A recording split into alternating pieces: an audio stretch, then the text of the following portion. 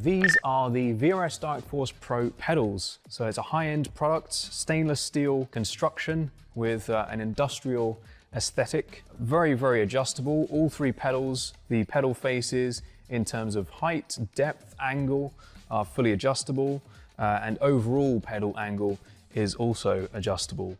Now, if we look at the throttle pedal first, we have quite a unique design here. So we have a rodless spring, which doesn't quite look right to the eye, but functionally performs extremely well. Absolutely no friction whatsoever, so really nice smooth response. And we have a lot of adjustability here in terms of initial starting force, preload, and also overall force and pedal travel. So if we move on to the brake, we have similar levels of adjustability, a very high-end, heavy-duty construction. We have the blue spring on here at the moment, which tolerates a 65 kilogram maximum force. Also supplied is the optional red spring, which doubles that to 130 kilograms. These are linear springs, which is not normally how a real-life brake pedal feels. So we have this very clever mechanism on the back here, which basically turns that into a progressive, more realistic feeling, which gives you quite a decent bit of travel for low-level trail braking, and then more of a ramp up when you're really braking much harder. And we have this tie rod at the top, which is fully adjustable, along with preload, so you can really fine-tune that exact force shape to your preference. On the clutch, we have a similar level of adjustability in terms of pedal face and also the shape of the curve. So we try to emulate a clutch plate, which is stiff initially and then flattens out as the clutch gives way. So that's emulated here with a small amount of adjustability, including overall travel as well. So we're very happy with this product, and we hope you are too.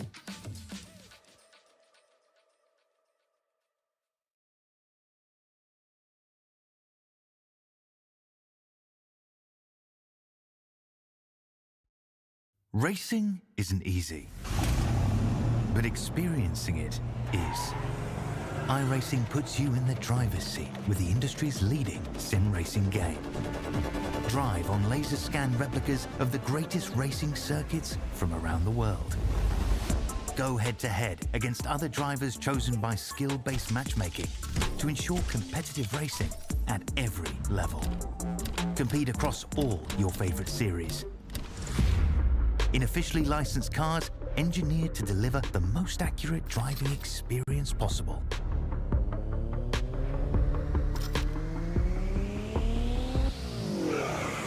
Join a race or host your own with players from across the globe. Race against the computer or in a league with friends. Feel the thrill behind the wheel. Visit IRacing.com.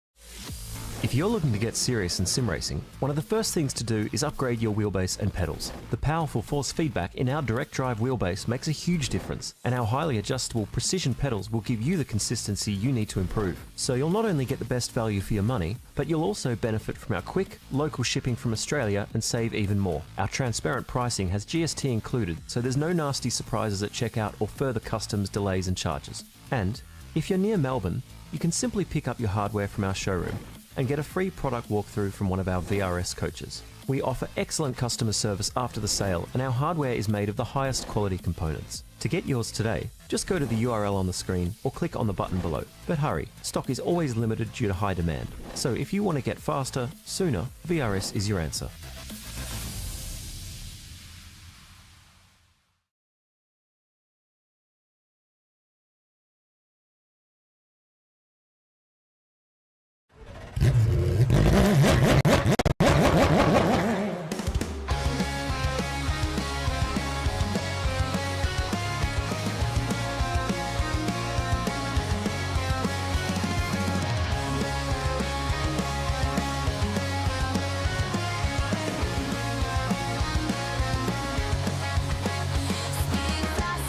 Control, feel the thunder in my soul. Through the danger, through the pain, only one thing to do to get to victory lane.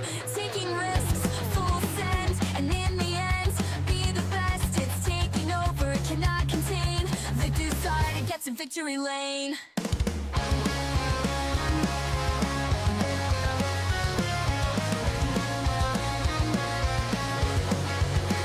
I hear the echoes of the past, the roaring ghosts that never last. But here I stand, the finish line, one last race, one last time. Through it all, get past the pain, cutting laps, making gains, feeling tired, get to my aim. The desire to get to victory lane, speeding faster, no control. Feel the thunder in my soul. Through the danger, through the pain, only one thing to do to get to victory lane. Taking risks, full send, and in the end, be the best. It's taking over, cannot contain the desire to get to victory lane.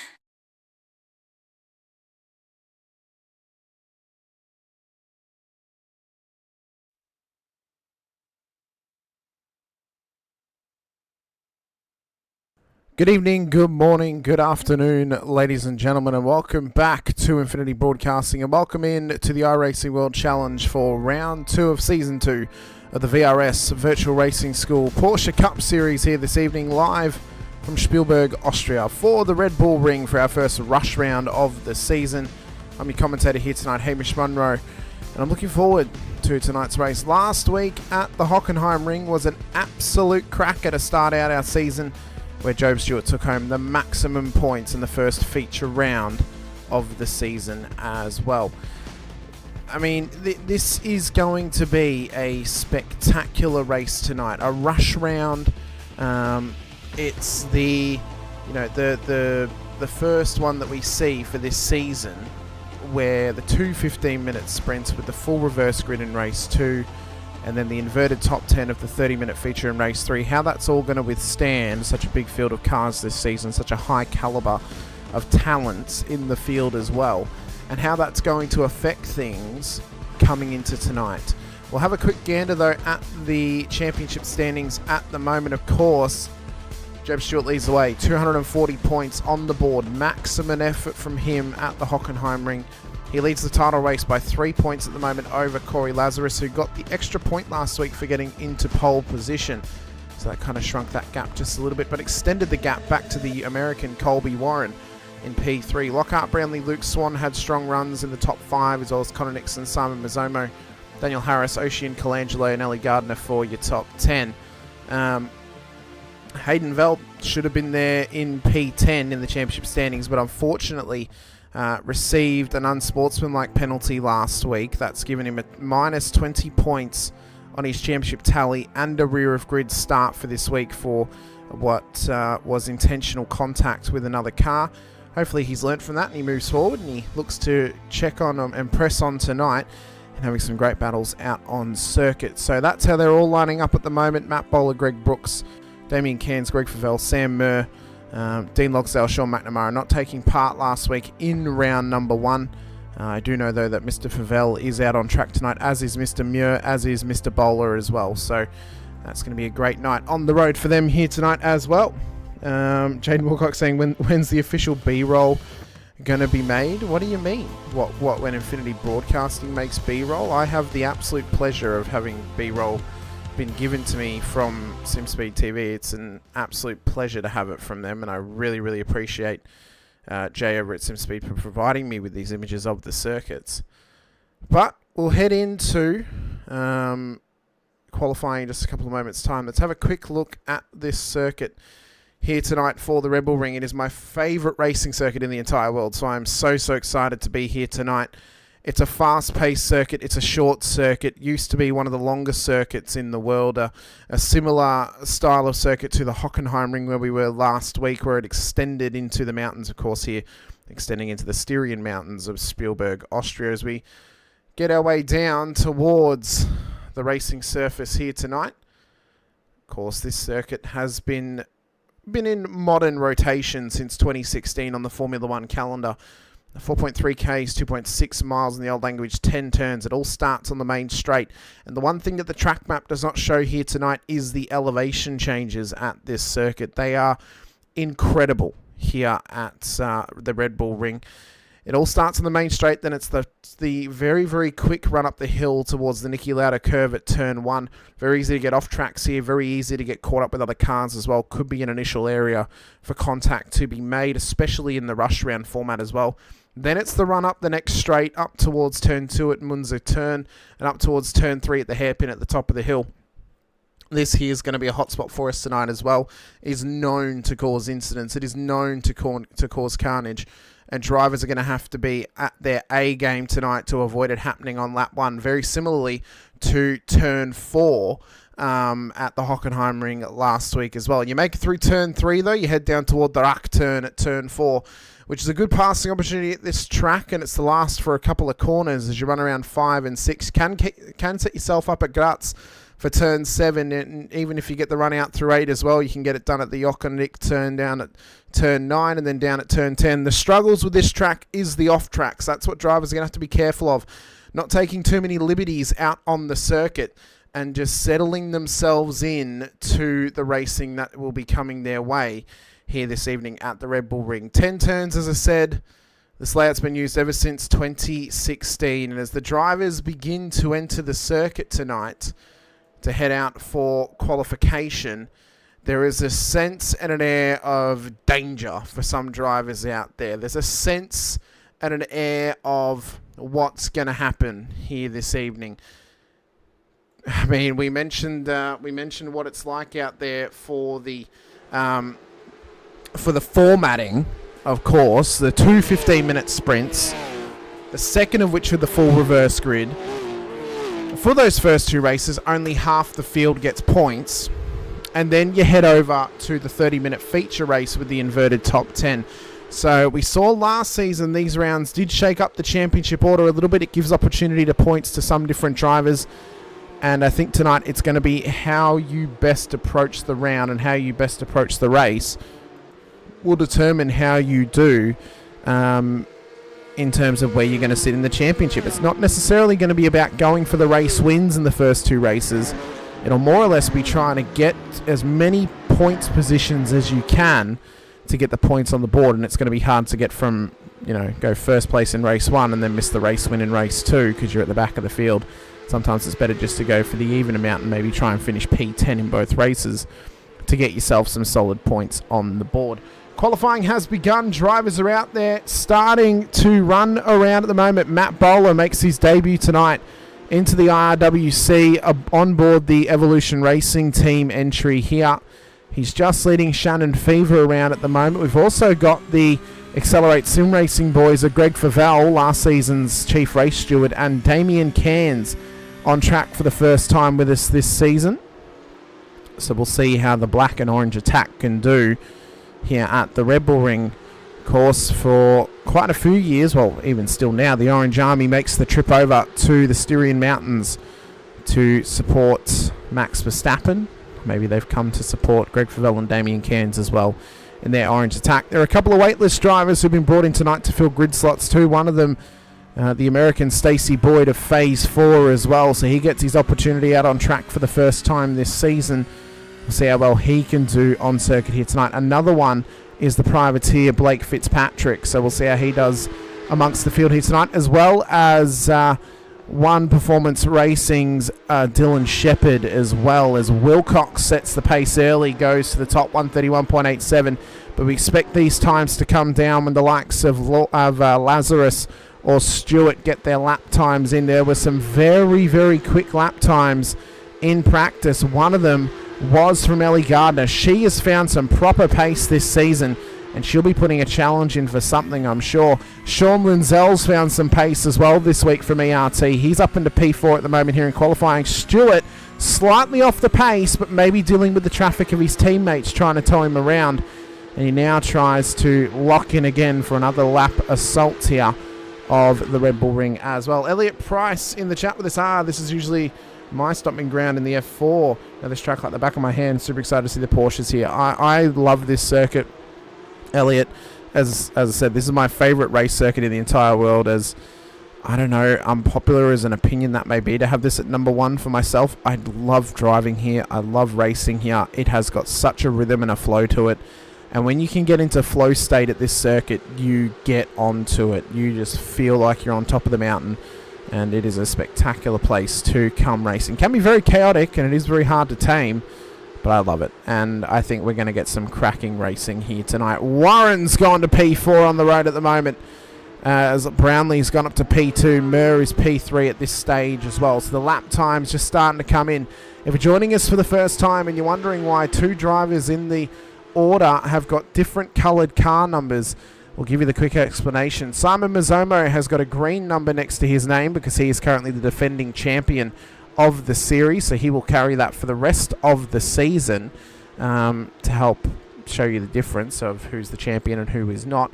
And then Job Stewart has an orange number next to his name as he is the championship leader coming into the round here tonight. Will that change going into next week? Only time will tell. It changed a couple of times last season, but Job showed some fantastic dominance in round one. We'll see how the rush round shakes it up for him. Last season, Corey Lazarus, who was one of the hot favourites for the championship, some of his worst rounds were in the rush rounds. He just could not get around the format and try and get solid points about it as well. Warren is on for an absolute cracking lap right now. A green and a purple sector to start as he runs it down towards the final corner. Is this going to be good enough for provisional pole for Colby Warren? He only needs 0.3 of a second to match Jaden Wilcox's time up to the start-finish line for Warren. Now it's an orange sector in the last. Has the time counted? It has. It's a 1:31.62 for Warren. That time by an incredible effort there from the American. 27 cars have set times in the session at the moment. 2 cars cannot take part in qualifying. Those are Hayden Veld and Ben Woods. They've got rear of grid penalties to serve tonight, so they will be starting at the back of the field in race 1. Job Stewart is on for a hot lap at the moment. 2 purple sectors. Is it going to be a third as he runs it round the final corner with the tow from the car ahead up towards the line? He crosses the start-finish line. It is a purple, and it's straight to the top for Job. 1:31.37 for Mr. Stewart that time by. So a bit of time to be found for some drivers in the field trying to challenge him for that pole position, including this man right here, Corey Lazarus. We know he's got some mega pace.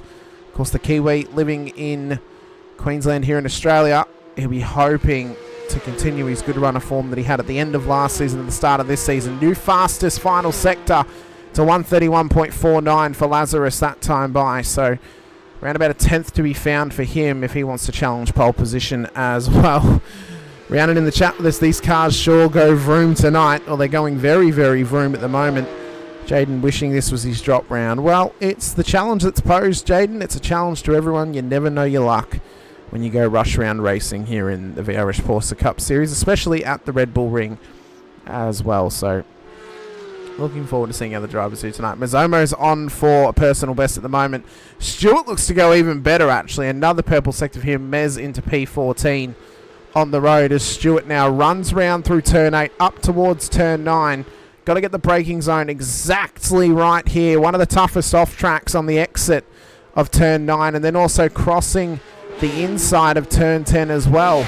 Trying to run that perfect line here is so difficult as he runs it round and up towards the line. Is it a new fastest lap for Job Stewart? I don't know if the time's counted. It hasn't. Oh, it's slightly faster. Only slightly faster for Job there on that lap that time by. Daniel Yeaman into the top 12 at the moment as well. He'll be hoping for a strong run tonight. Linzel, Mazzomo, they're still running around at the moment. So drivers just trying to find their footing. A big change coming into tonight's event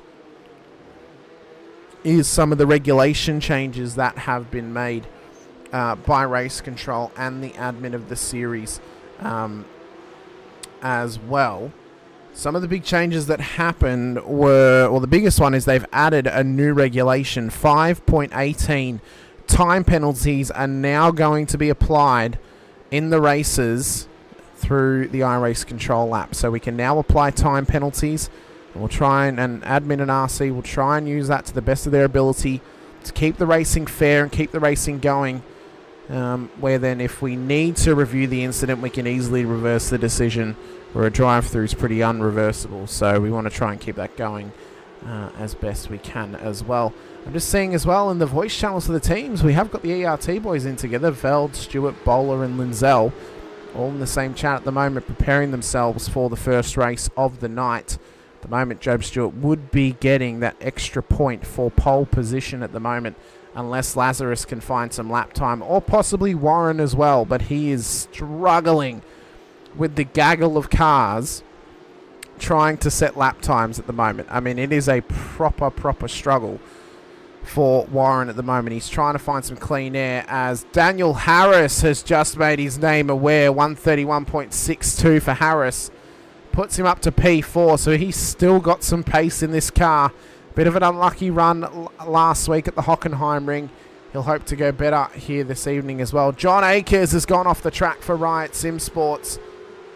So he will have to get himself going again if he can. Just push on at this stage. Scotty Gamble into the top 10 with a great lap. 132.01. Brownlee just pulling up for the moment.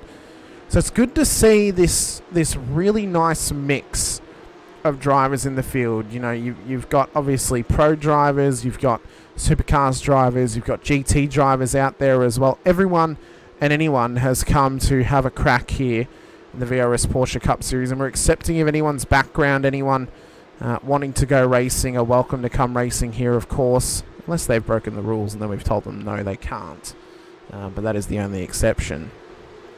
As Warren has got some great pace through Sector 1. He will come around the final corner. He's pulled it up. The lap time's not going to finish for him. So obviously he got an off track there at the end of the lap. He's pulled it up just to not get in anyone's way. Very courteous of him as Damien Cairns is off the road. David Duddle's also pulled it up too. So we've got roughly 3.5 minutes left in qualifying. So drivers will have until the 15 minutes to end their qualifying runs here tonight.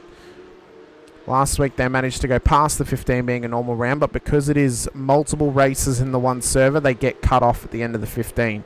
So they've got to get a lap in if they can. And right now the pressure is on Corey Lazarus to do just that.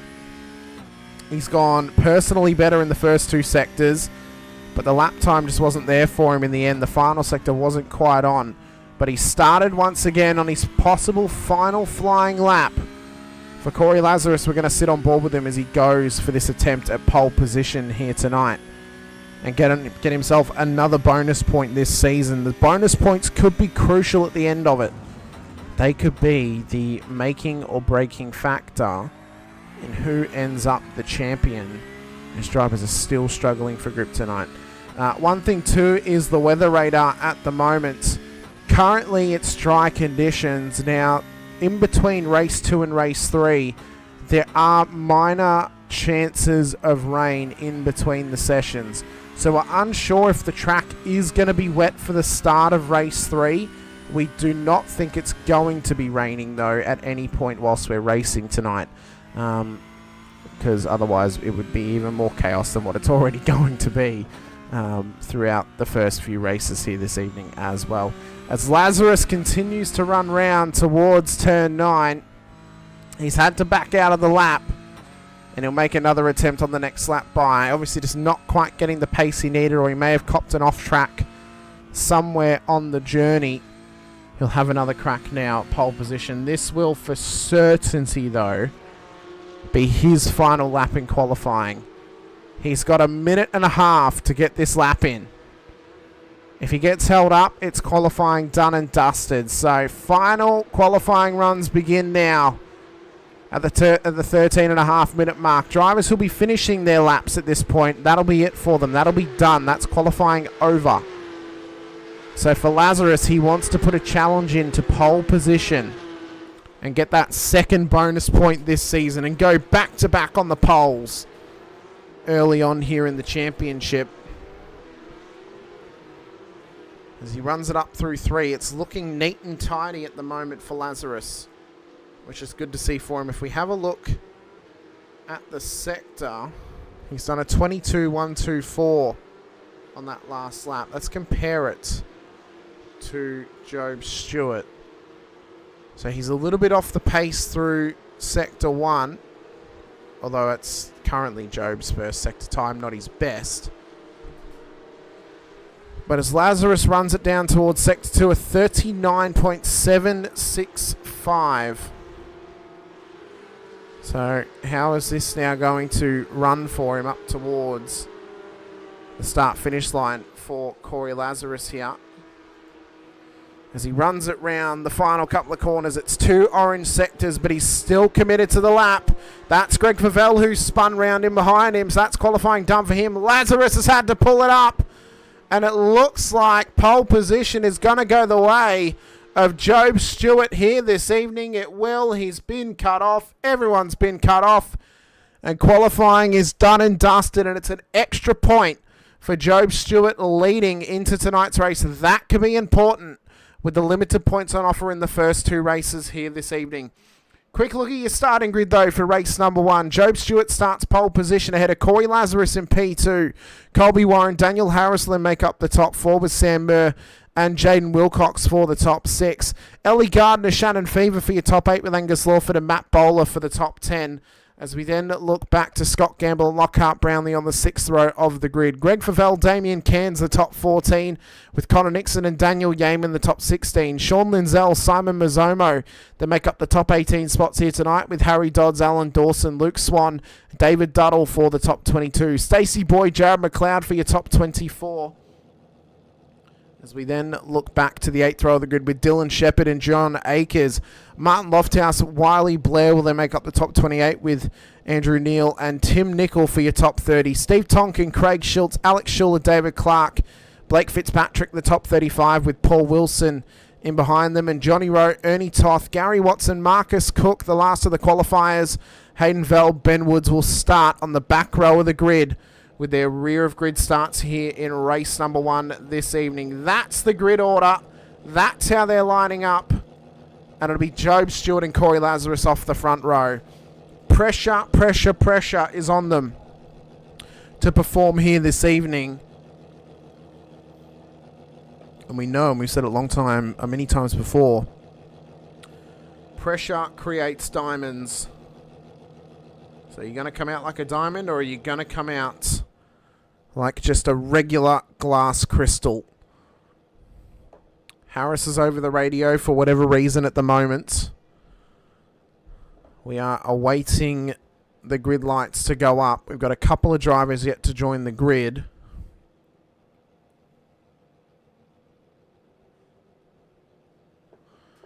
So hopefully there are no issues for them out there. Just to double check, we do not have anyone starting on a different tyre set. Everyone's on the dries, which is good to see. No one's made the mistake of changing them. And now just Harris, Nixon and Nicol to join the grid here tonight. Nicol doing some R&D over the weekend at Darwin, checking out some of the Porsche Cup cars up north for that Supercars round as well. So does that help him bring a little bit more car acclimatization with him into the race tonight? Has it given him that little bit of extra car knowledge that he can then apply to the race this evening at the Red Bull Ring, where he can find a little bit extra pace as well? Everyone is gridded up. So now we just await the lights to go up for these drivers here this evening. And I'm excited. I'm giddy. I'm getting goosebumps already. The shivers down my spine of what could be coming our way off the back of this race. The pressure is maximum. How chaotic can it be? Lights up for race 1 of 3 this evening. 15 minutes. And we are go, go, go at the Red Bull Ring as Harris has rocketed off the start. Already banging doors with Warren up towards turn 1. As they run it through now for the first time. Stewart leads with Lazarus, Harris, Warren, Murr, Wilcox in behind them as drivers are struggling for position early on, and the dangerous run up to turn 3 begins for the first time here this evening. Let's keep an eye on them and how they run up there into the braking zone. Make sure they keep it nice and tidy. Couple of cars are 3 wide down there. One of the Project 36 cars, that is, in and amongst it. Have they managed to get it through there nice and tidy? I think they somehow have. Someone is blinking at the back of the field. We have implemented the ping black flag this season. So if it continues to be an issue, they may get booted back to the pit lane at some point this race. But we've somehow managed to make it through 1 and 3 and 4 without an incident to report thus far, which is great to see from these drivers. High level, high caliber. To give you the update on the SOF tonight, it is 3.1k this evening. 3.1k for the 992. Unbelievable stuff. As Wiley Blair has gone wide in the background, crossed the circuit at turn 8. Could be a slowdown penalty for him. We'll check back in on that one in a moment to see how that panned out for him as Stewart leads us on to lap number 2. And Lazarus is already hot on his heels. 41 cars on the timing tower. There's 42 in the session tonight. I think Gary Watson may have been the driver with the ping issues because he's already been sent back to pit lane here, which is a real shame for Gary.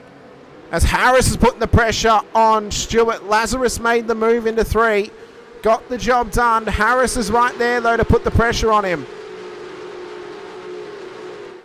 So this battle, I mean, Stewart may not have it so easy here tonight. This is going to be not only a race of attrition, but how comfortable are you in this car setup and track combination with the formatting as well. As Shannon Fevers had a spin. I think it might have been down at turn 3 or possibly turn 4. I can't even select him. There he is. He spun around on the inside of the corner and now gets it going once again. Let's have a look at some of the incidents that happened, including this one with Wiley Blair down at turn 8. So he runs through 7. Oh, just ran it a little bit too wide and over the sand there for Blair. I think David Clark did the exact same thing. And then this was Shannon Fevers' moment down at turn 4. So has he actually made oh, okay. There's a little bit more to play at that one. As Damien Cairns, sorry to interrupt the incident that was on screen there. Damien Cairns and Scott Gamble are spun round at the final corner. And here comes Nickel, and here's the chaos that's happening. Gamble gets collected. It's a massive schmozzle down at the final turn. Multiple cars involved. Could be a safety car if we need cars to be towed back to pit lane. It is a car park down on the main straight. There's blown engines. Johnny Rowe's been involved. Hayden Veld as well. Race controller all over it. We'll see if this safety car joins the circuit as Lazarus leads the way. But that there was a massive, massive moment down at the final corner. We managed to last a couple of laps without issue. Let's have a quick gander at how this all began. So it all starts with Damien Cairns having an initial incident. So he had one of the Orbit drop back cars behind him. That's either massive net code or he copped the curb. He then looks to rejoin the circuit. Where is Scott Gamble? Because I think he may have made contact with him rejoining. No, he hadn't. Gamble was a completely separate moment. All to himself. All to himself was Scott Gamble's moment here down at the final turn. And then all hell broke loose.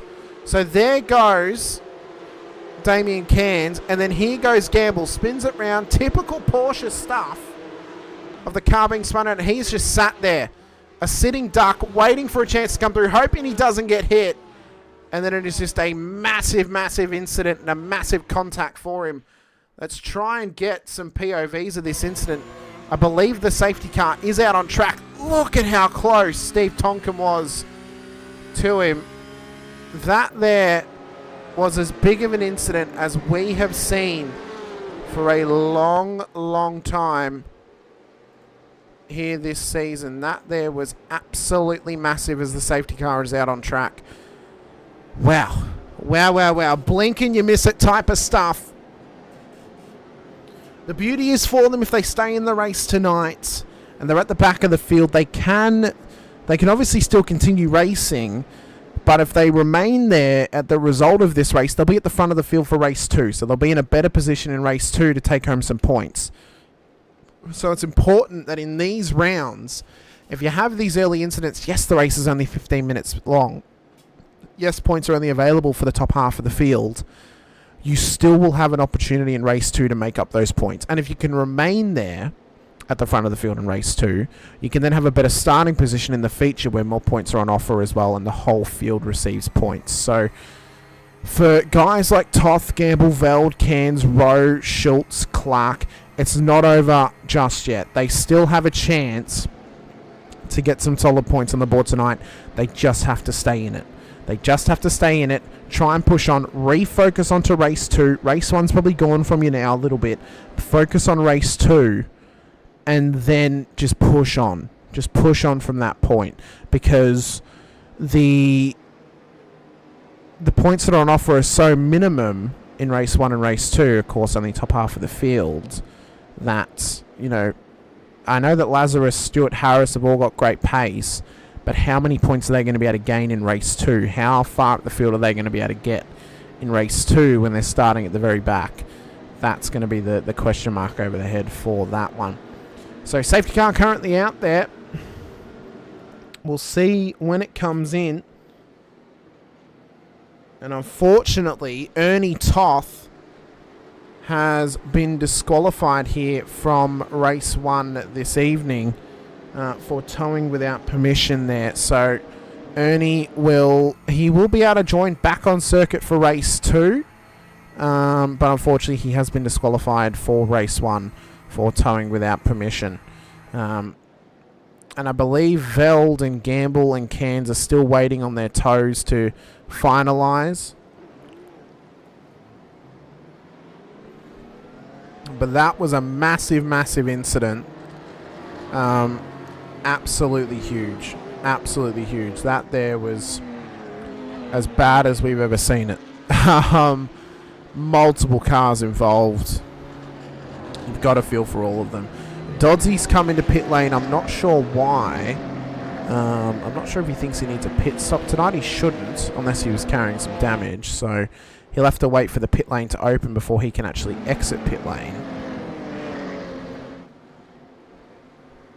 But this has worked into the favour of a couple of drivers. Ben Woods is now up 16 positions in this race after starting on the last row of the grid. So he still has a chance here to get some points on the board for race number 1. Guys like Dylan Shepherd up 7 as well. Luke Swan up 7 here tonight too. Still good opportunity for points on the board for these drivers here in race 1. So it's not over just yet, but the chaos did come. It only took us a couple laps to get there.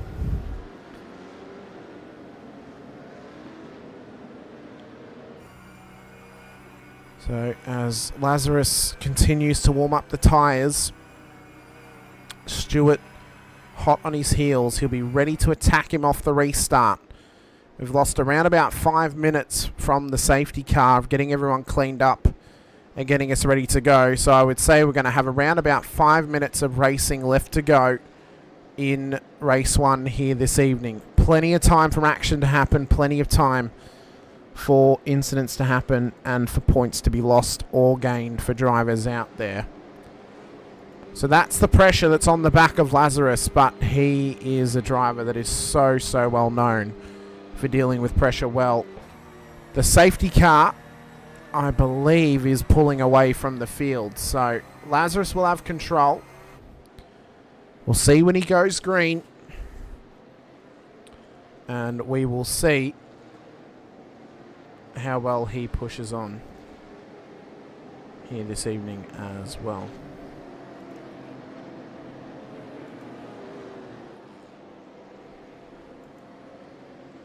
So Lazarus has the control. Safety car is about to pull into pit lane. First point of call, when does he go green? Second point of call, how well can Stewart go with him? And the third point of call is, and it's always the X factor, how well can the rest of the field deal with this safety car restart and being so close together once again? The start of the race was so clean as we get back underway, and it's green flag running once again here at the Red Bull Ring. So Lazarus crosses the start-finish line. and begins us on the way up towards turn 1. So a cracking restart to this race here for Lazarus. Stewart's gone with him as round goes. Jaden Wilcox into the wall. Hold the brakes. There's the contact. Angus Lawford off the road up at turn 1. I'm not sure if Jaden held the brakes then or not, but he rolled back onto the circuit, made the contact with Lawford. Likely going to get called into race control. But we didn't last long before we had another car off track and another incident as well. Wow, wowee. And that wasn't even necessarily Jaden trying to push too hard too early. He was just trying to get back up to speed. He just caught the curb wrong.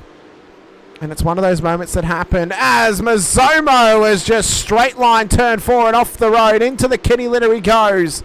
The defending champion drops down the order and drops some crucial spots as Ellie Gardner as well is now off the road too. So drivers are struggling for grip. The debris is getting dragged back onto the track here, there, or everywhere.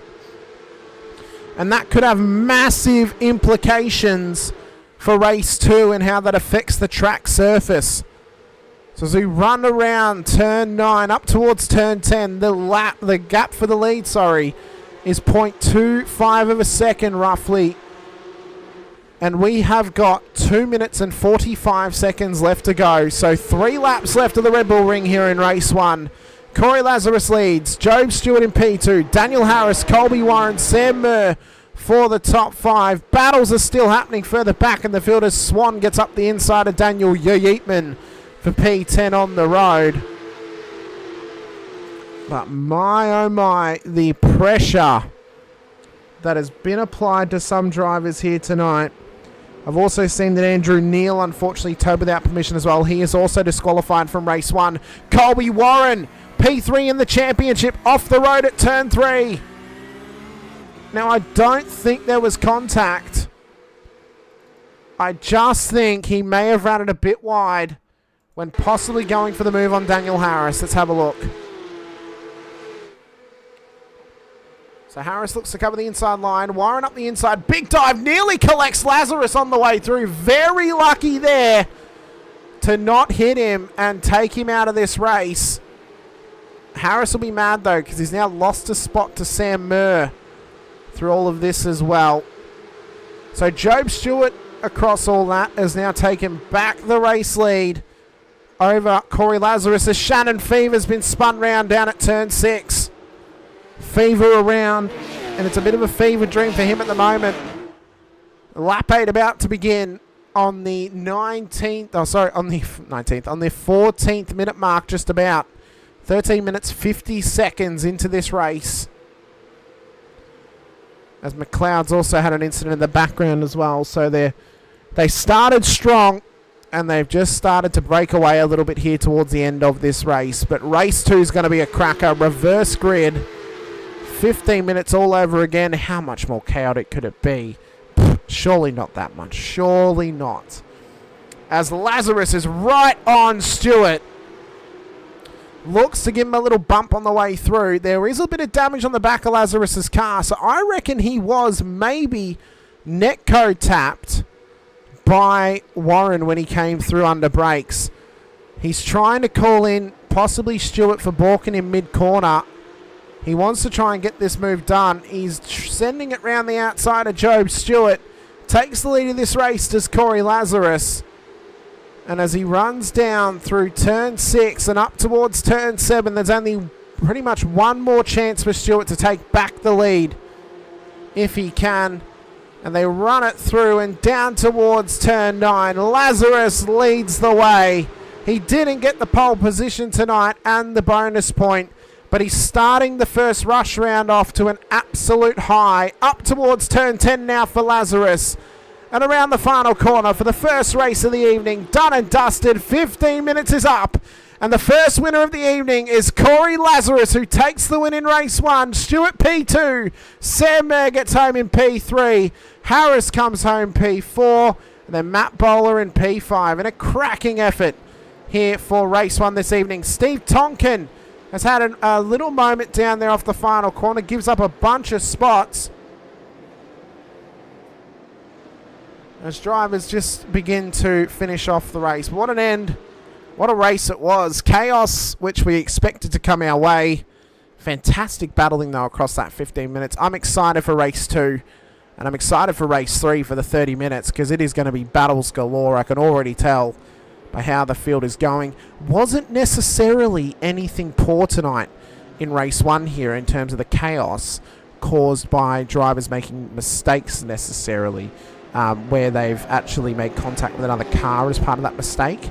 It was more so driver error that caused, you know, the big pile up for us in race 1 there. So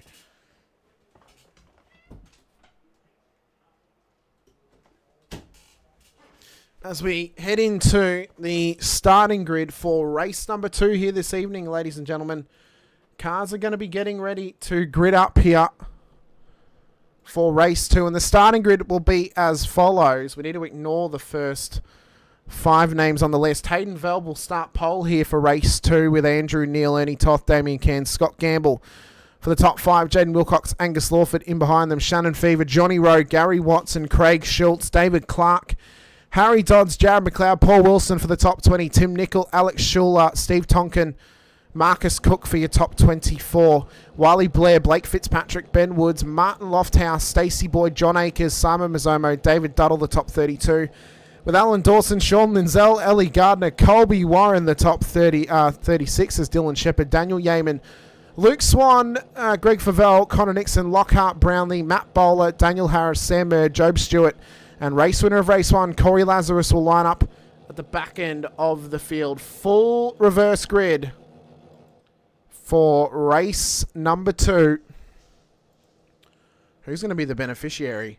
Who is going to benefit the most from the reverse grid? Who's going to get the points they need to keep this championship alive? This is not going to be one for the faint of heart. This is not going to be one for drivers to snuff at.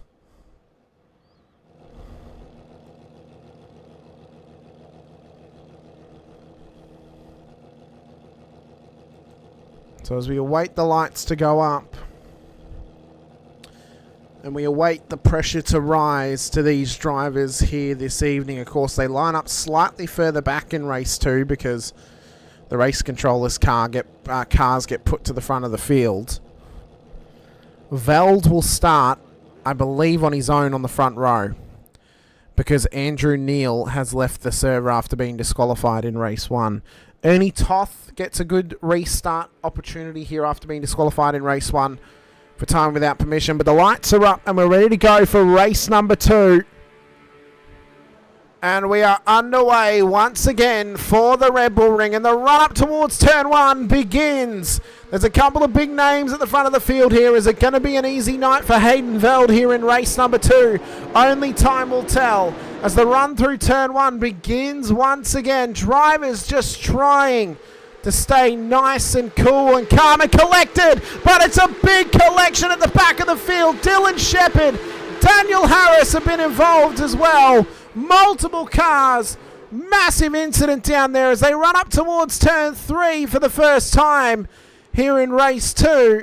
Look at the gaggle of cars down there, and it's one that's been spun round, and I believe it might be Sean Linzell has been involved in an incident down there.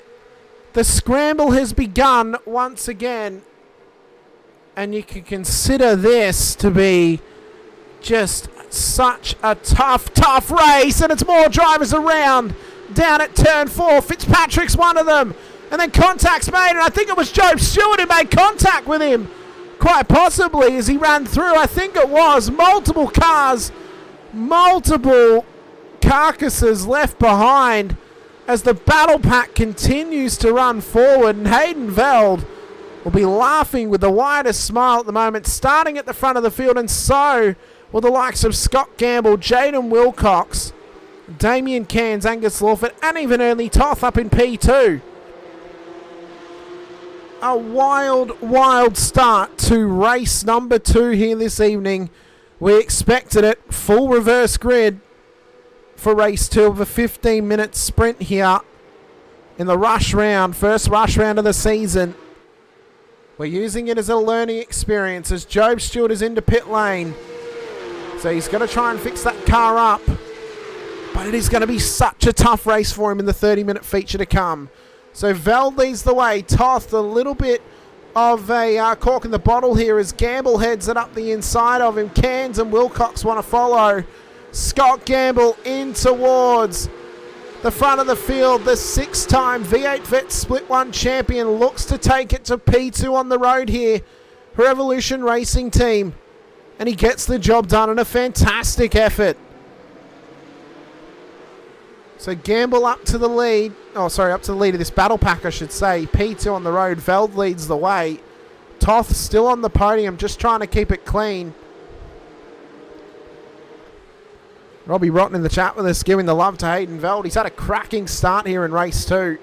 An unfortunate end in race 1 where he was taken out amongst the big one that we had down at the last corner. But this battle has really started to click on now for these drivers. So to give kind of the rundown of those who've been majorly affected here in race 2, Job Stewart been sent straight back to the rear of the grid after having an incident with Blake Fitzpatrick. So he has, he'll unfortunately be starting at the back of the field, it seems, for race number 3. As Wilcox gets up the inside of Toth at turn 1. That's a good move from him. Johnny Rowe dropping position here to Wiley Blair, who's blinking like mad. Tom Wilkes in the chat with us too. Great to have you all here watching along for the first rush round of the season. Look at Mazzomo. He wants a move on this slower traffic. Get himself up a couple of positions as Toth drops maximum spots throughout this battle. So they've all now displaced him here. Lawford could be on for a solid performance here tonight. Currently, provisional pole for race 3 is Steve Tonkin at the moment of JWM Motorsports. So we'll see how this plays out for him here tonight. Ben Wood's in a good position as well. Mazzomo up the inside of Schuler. Gets that move made. Now looks ahead to Wiley Blair up ahead of him here. Paul Wilson is just in behind on board the Riot Sim Sports entry. So good to see Paul picked up by a team in the Riot Sim Sports section here as he continues this battle on. Colby Warren fights through the field as he tries to get it round the outside of Jared McLeod. But look who's on his heels. Corey Lazarus. If you get DQ the race before, do you start at the front? Well, technically he was at the back of the field. So, yeah, because he was disqualified, he was at the very back. That's probably something to think about, actually. That's a good point. Thank you. Johnny Rowe's just been put into the wall down at the final corner. Yeah, very likely we're going to have to implement the rule that if you're disqualified from race 1, you have a pit lane start for race 2, just so you don't get an advantage in race 2. So, as there's been more contact down here, I think it was Gary Watson has gone off the road at turn 1. So, Watto will now have to get it going once again. As Brownlee is continuing this battle here with Stacey Boyd and with Connor Nixon. Look at the gaggle of cars into turn 2. Murr just getting a bit of a dooring there. Dodds is amongst this battle as well. So's Linzell, so's Favell. And Boyd looks to come out the beneficiary if he can. So as they run down towards turn number 1. Oh, not turn number 1. Turn number 4 here. Boyd continues to lead this battle as McLeod's had an off track up ahead of them, so he's now getting dragged back into this. But this battle pack, this right here is such an experienced and high caliber level battle pack here. Man, oh man, we could be in for some fireworks amongst this one. Pat Fitzpatrick on the back of Favell. Boyd's gone off the road at turn 8 and he's dropping positions fast. He's off to the left of circuit, right-hand side of screen as Cairns has gone round, and I think Lawford may have made contact with him. Cairns again, 2 races in a row, goes around at the final corner. How has it happened to him this time? Was there contact between them? Gets it loose off the exit of 9. And, oh, he started to lose it. Lawford had taken evasive action there.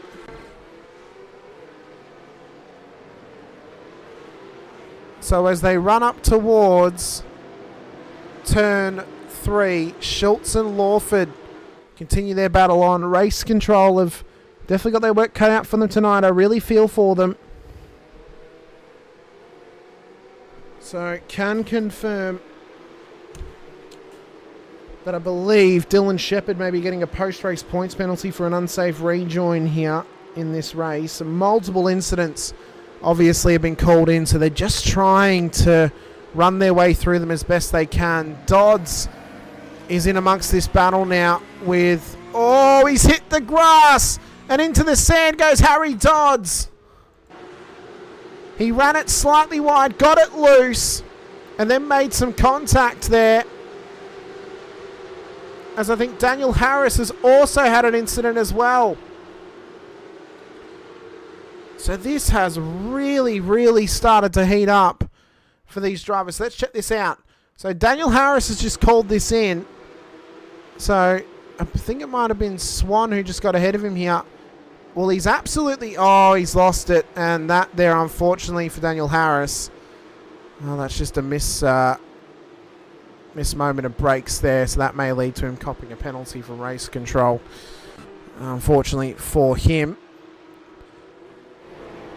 So Doddsy continues on. The race leader, Hayden Veld, has a solid 4-second lead at the moment over now P2, Jaden Wilcox. Scott Gamble is just tucked right in behind him here on the podium. And this field has been rocking and rolling in this race. It's gone up and down more times than an elevator in terms of who is at the beneficiary position and who is not. Stewart's actually fought his way back up to P30. That's a great effort there from Job after contact earlier in the race. Took him straight to the back of the field. His championship rival, Corey Lazarus, has gotten his way to P14 at the moment. He's in behind his Nürburgring 24-hour teammate, Colby Warren.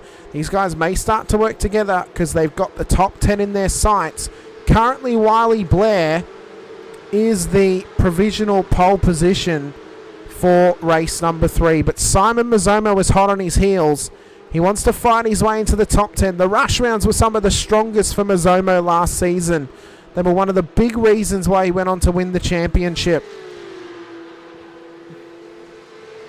We're going to have 5.5 minutes left of racing in this one. Anything can happen between these drivers on track. This battle on screen with you at the moment is not only the battle for the back end of the top 10, it's for provisional pole of race 3.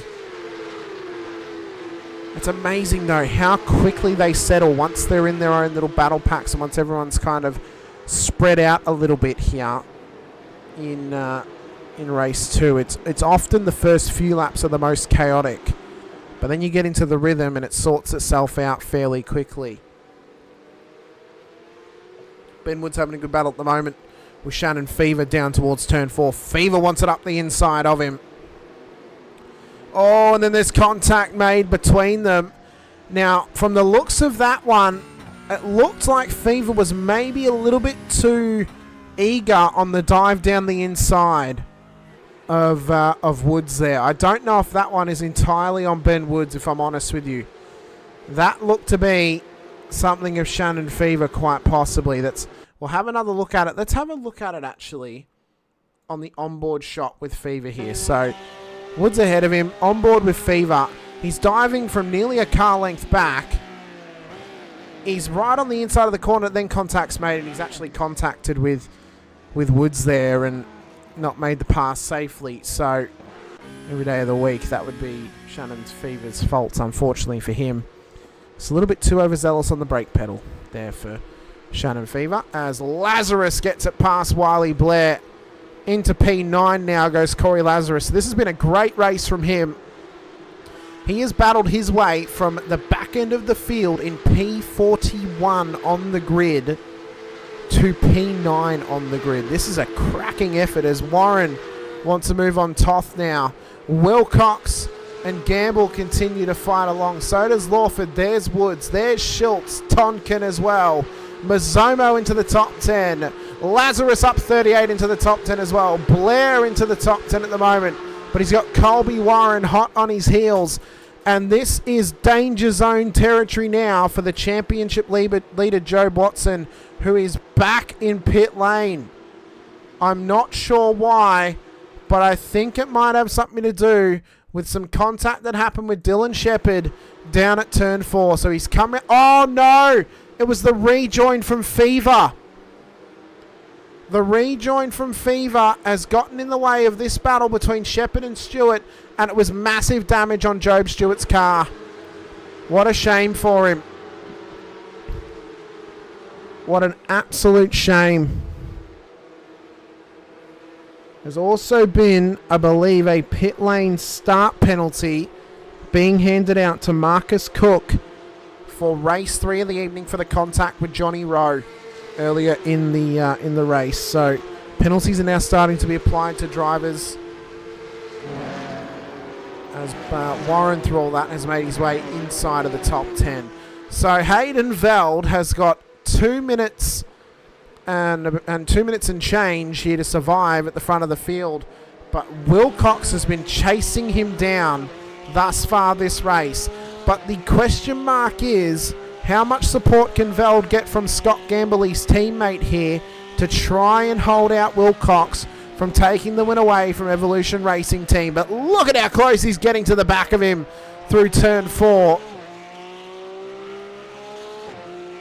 Wilcox wants this win. He wants to claim the first win of the season for 9.5 Sim Sports. Really put a stamp on it that he is here to challenge for the title this season. He's not just here to be the support network for Simon Mazzomo once again. He's here to win a title, and he's here to win it for 9.5. As we run down towards turn 9 on the road. 1 lap to go of the Red Bull Ring in race 2 here this evening. It's Veld, Wilcox and Gamble in the battle for the race win. Harris has just called something in as well. I'm not 100% sure what it is. Job Stewart has not rejoined the circuit yet, so I'm going to have a feeling that he's probably already used his fast repair from the contact earlier in the race, and we'll likely see him back on track for race 3. I hope we do at least. But it's the final lap dash for the race win. Hayden Veld, Jaden Wilcox, battle for the lead, battle for the second Rush race win of the season. As he right on board with Wilcox, hot on the heels of Veld. Gamble. Oh, Veld's just pulled over. Why is Veld just pulled over? Did he have a slowdown?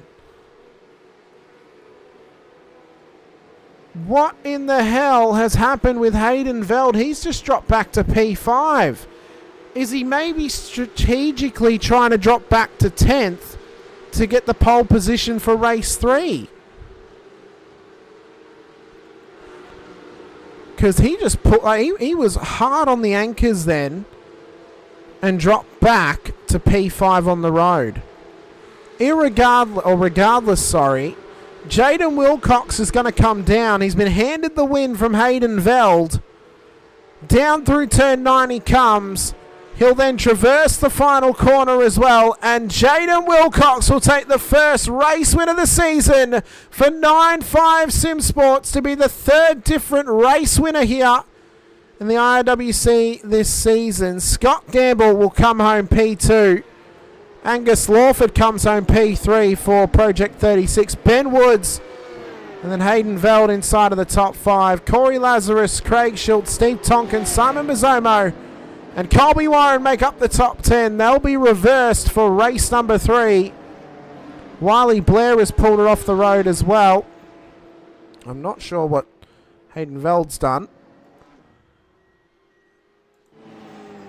Tim Nicol up 9 into P12. A great race for him. The R&D paid off in Darwin for the top end. Dawson up 20 into P13. A cracking effort. Murr up 28 into P17. That there is extraordinary. Absolutely extraordinary. Sorry, 24 positions gained. The most so of the race. Unsurprisingly, Corey Lazarus up 37 positions. Are you kidding me? That there is phenomenal stuff from Corey Lazarus. So, race 2, though, has come to an end. Race 3 to come your way very shortly. We've got the 5-minute warm-up session to come your way for these drivers to prepare themselves for race 3 of the reverse top 10 As Johnny Rowe crosses the line to end his race, Gary Watson will be next up to do so as well. Cracking race though for race 2. Still one more here tonight. 30 minutes of racing left to run. There's a couple of pit lane starts that are being handed out at the moment. There's some drivers there from race number 2 as well. So stick with us. It's only going to get more fired up. It's only going to get more heated. It's only going to get more chaotic as the warm-up session begins. And we're going to take this time to thank our series sponsors, VRS Virtual Racing School. Jaden, that's a great race. I don't know what happened to Veld there, but you managed to get the job done in that one. We're going to take this time to thank our series sponsors, VRS, for continuing to support the VRS Porsche Cup Series and the IRacing World Challenge as well. Don't go anywhere. We'll be back very, very soon after these short messages.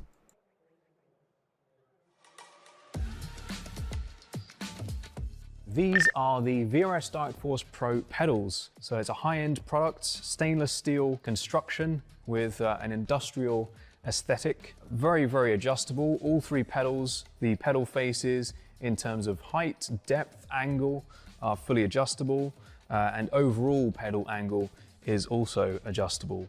Now, if we look at the throttle pedal first, we have quite a unique design here. So we have a rodless spring, which doesn't quite look right to the eye, but functionally performs extremely well. Absolutely no friction whatsoever, so really nice smooth response. And we have a lot of adjustability here in terms of initial starting force, preload, and also overall force and pedal travel.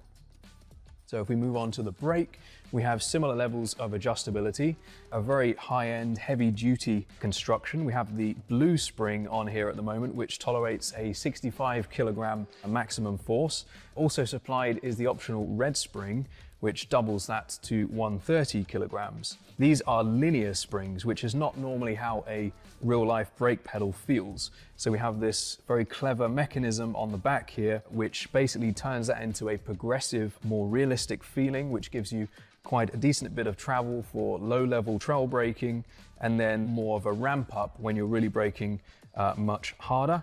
And we have this tie rod at the top, which is fully adjustable, along with preload, so you can really fine-tune that exact force shape to your preference. On the clutch, we have a similar level of adjustability in terms of pedal face and also the shape of the curve. So we try to emulate a clutch plate, which is stiff initially and then flattens out as the clutch gives way. So that's emulated here with a small amount of adjustability, including overall travel as well. So we're very happy with this product, and we hope you are too.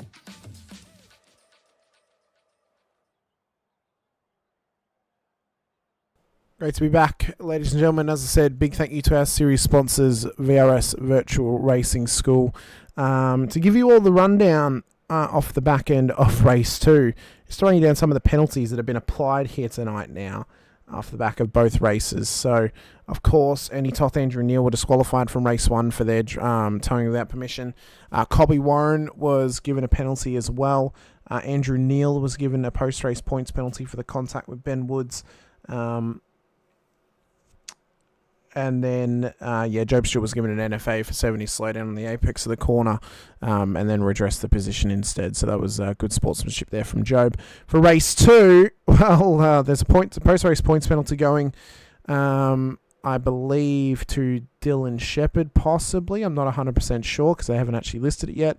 There's also a pit lane start coming for 2 drivers in race 2, including Shannon Fever and Marcus Cook. Then post-race points penalty going the way as well to a couple of drivers as well, but they're currently working through those incidents and getting them finalised and sent out to the drivers as well. So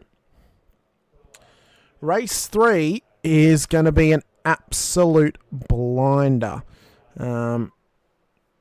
as we're going to be heading into this 30 minutes of racing to come your way. The top 10 will be inverted on the grid, and all hell could possibly break loose. So it's a continuous grid of how they finished in race 2, but the top 10 has been inverted. This is going to shake it up. I think for drivers who struggled in race 2, this is now going to have to be a big focus up race. They've got to try and fight their way forward. They've got to try and get themselves up towards P1 on the road if they can. I have noticed some clouds in the sky as well as we come into this race. At the moment, there's a 0% chance of rain. There's 55% precipitation though, so I'm not sure if we're going to see rain in this race or between the warm-up and the final race of the night, and if the track's going to be wet or not off the race start. I'm not 100% sure. So hopefully the drivers have been keeping an eye on the radar just to see how that is panning out, but it was a very unlikely chance of rain here this evening for race 3. As the warm-up comes to an end though, we're going to head into race 3 and we'll let the drivers grid up, and then we'll get going for 30 minutes of racing at the Red Bull Ring.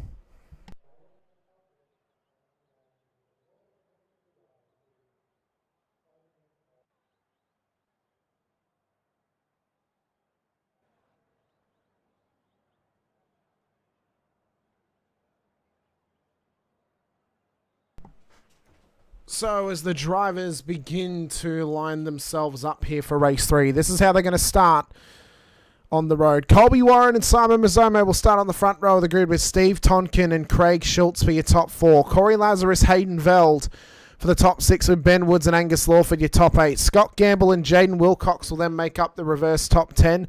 The rest of the field will start how they finished in race number 2 with Wiley Blair, Tim Nicol your top 12. Alan Dawson, Paul Wilson just ahead of Alex Schuler and Sam Murr. Jared McLeod, Lockhart Brownlee the top 18 with Ellie Gardner and David Duddle making up the top 20.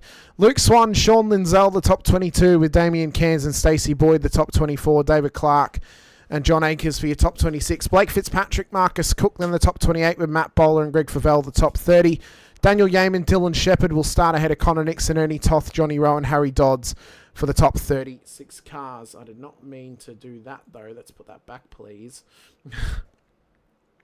As we then scroll down, we have Gary Watson, Martin Lofthouse, Daniel Harris, and the championship leader coming into tonight, Job Stewart, starting at the back of the field. Shannon Fever will have a pit lane start, as will Marcus Cook as well. So they'll both have to start from the lane. But for Colby Warren, it'll be a front row start. And both himself and Corey Lazarus have a great opportunity tonight to lead the championship into next week at Silverstone. Job Stewart at this stage would be dropping the lead of the championship after not scoring any points in race 2. But anything can happen in race 3. And it is a long, long season to come. The dogfight for 30 minutes of the Red Bull Ring. Well, we're getting ready for it to happen. We're just awaiting Hayden Veld. I don't know if he's going to be joining the grid because of the wheel issue that he was having in race 2. David Duddle, Blake Fitzpatrick, Marcus Cook get to join as well. Marcus Cook and Shannon Fever are starting from the lane. So that there is a non-issue.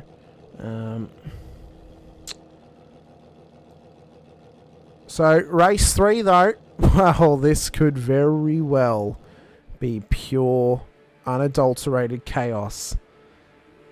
We could be in for an absolute dogfight. 5 lights up. The Red Bulls are about to light for race number 3, and Warren immediately defends the inside line up towards turn 1. Didn't want to give Mazzomo any piece of it as we run up through turn 1 for the first time here in race number 3.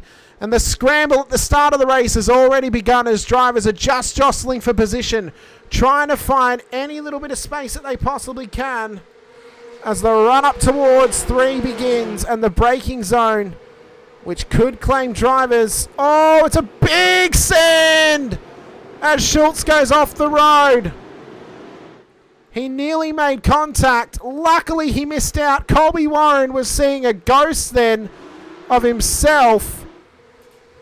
And Schultz came through like John Cena. You cannot see him when he's coming in that quick. Very lucky it didn't contact with anyone on the field. So Warren, Mazzomo, Tonkin leave the way. Damien Cairns is off the road at turn 4 in the Accelerate Sim Racing machine. He looks to get it going once again, but it's a tough start to this race for him, as Job Stewart is already peeling his way through the field. As off the road goes John Akers of Riot Sim Sports. acres off the road.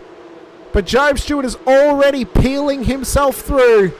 30 minutes, you've got twice as much time to get to the front, but you want to make up as many spots as you can whilst the field is closely contested together as we ride on board with him down towards turn 9.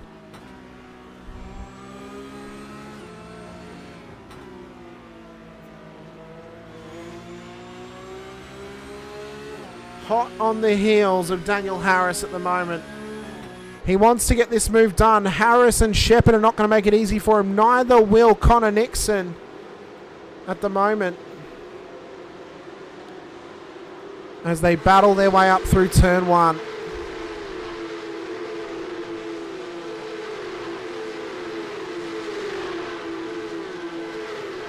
And, I mean, Duddle is just trying to survive this onslaught of cars around him. He's trying to survive them getting past him. Warren leads, Mazomo, Veld, Lazarus, Woods, Tonkin, Wilcox, Lawford, Gamble, and Blair is the top 10. Tim Nicol having an absolute cracker tonight. P11 on the road at the moment.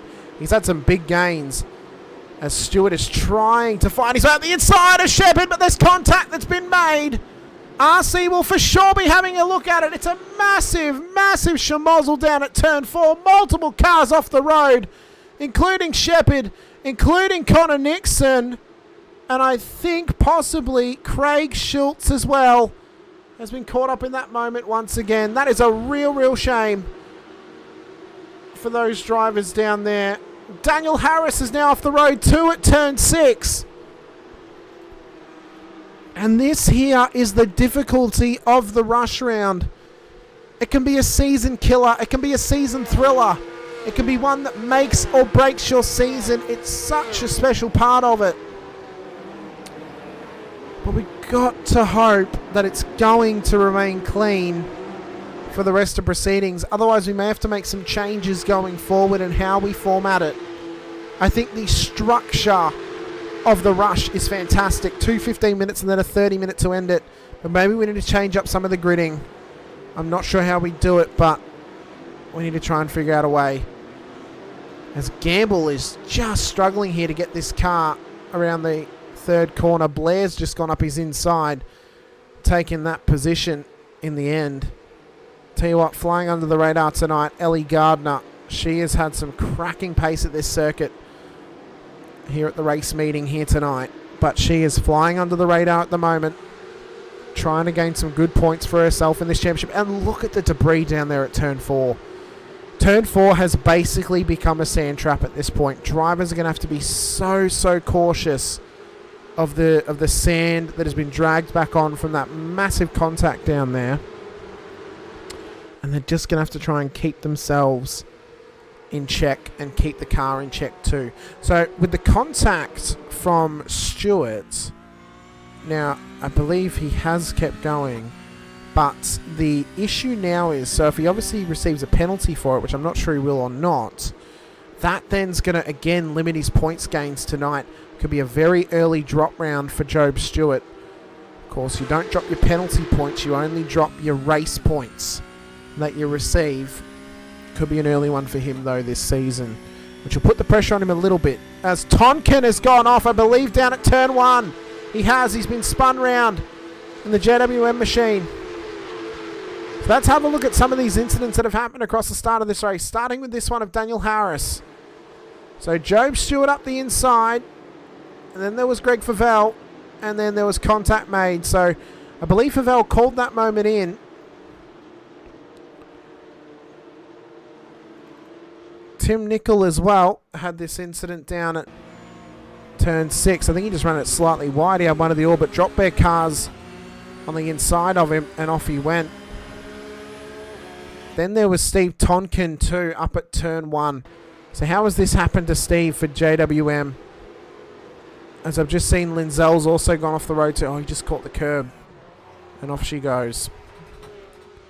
Real shame there for Steve. And then here is Linzel's moment too. Also, Gardner got loose. Linzel got spooked and round he went like a scared dog running underneath the bed, unfortunately for Sean Linzel. It can happen in a matter of moments So Blake Fitzpatrick has not started race number 3 here this evening, and Dylan Shepherd is already out of this race as well. So we're down to 39 cars on the grid at the moment. But if the racing is going to have this much of a shake-up in these rounds this season, I mean, has Lazarus now learnt the lesson of last season? It's you've got to be consistent, get consistent points, and get yourself some quality finishes, because it appears that he has. It appears he's worked on it with Warren. Both of these guys, privateers in the field technically, but they are teammates for as ring-ins for a couple of special events. So, you know, these guys are now going to be ones to keep a keen eye on and how well they can do in these rush events this season. There will be conversations in the background. We'll have some self-reflection to see how well this format is going to work with this size of field, and to determine if we're going to keep it as it is, as Tim Nicol and Alan Dawson have gone off the road down at turn 4. So 4 continues to claim victims. I thought it was going to be turn 3 and turn 1 tonight that was going to be the danger zone, but turn 4 apparently is. Oh, it was a lock-up from Matt Bowler that then caused the initial contact with Dawson, and then Tim Nicol had nowhere to go. And it is a real shame that it's happened that way. And he is just struggling to get this car back to pit lane. He's out in the sand, just trying to get it going again. So lap 6 of this race, 7 minutes and 50 seconds have currently gone by. Job Stewart is a man on a mission at the moment. P18 on the road, up 22 spots in this race. And David Clark is the next car in his sights as he runs it up towards turn 1. Gets it up on the inside. Runs it through. Clark has no other choice. And Job Stewart's down to P17, and a great effort from him. Next car on his list, Luke Swan of 9.5 Sim Sports. Not going to be as easy of a move, I'm sure, as Bowler wants it on the inside at turn 3. I'm loving that colour on Bowler's car. That kind of magenta, almost red-pink colour. That looks spectacular, as Ernie Toth has had an incident further round. And he's not had to tow, which is good to see.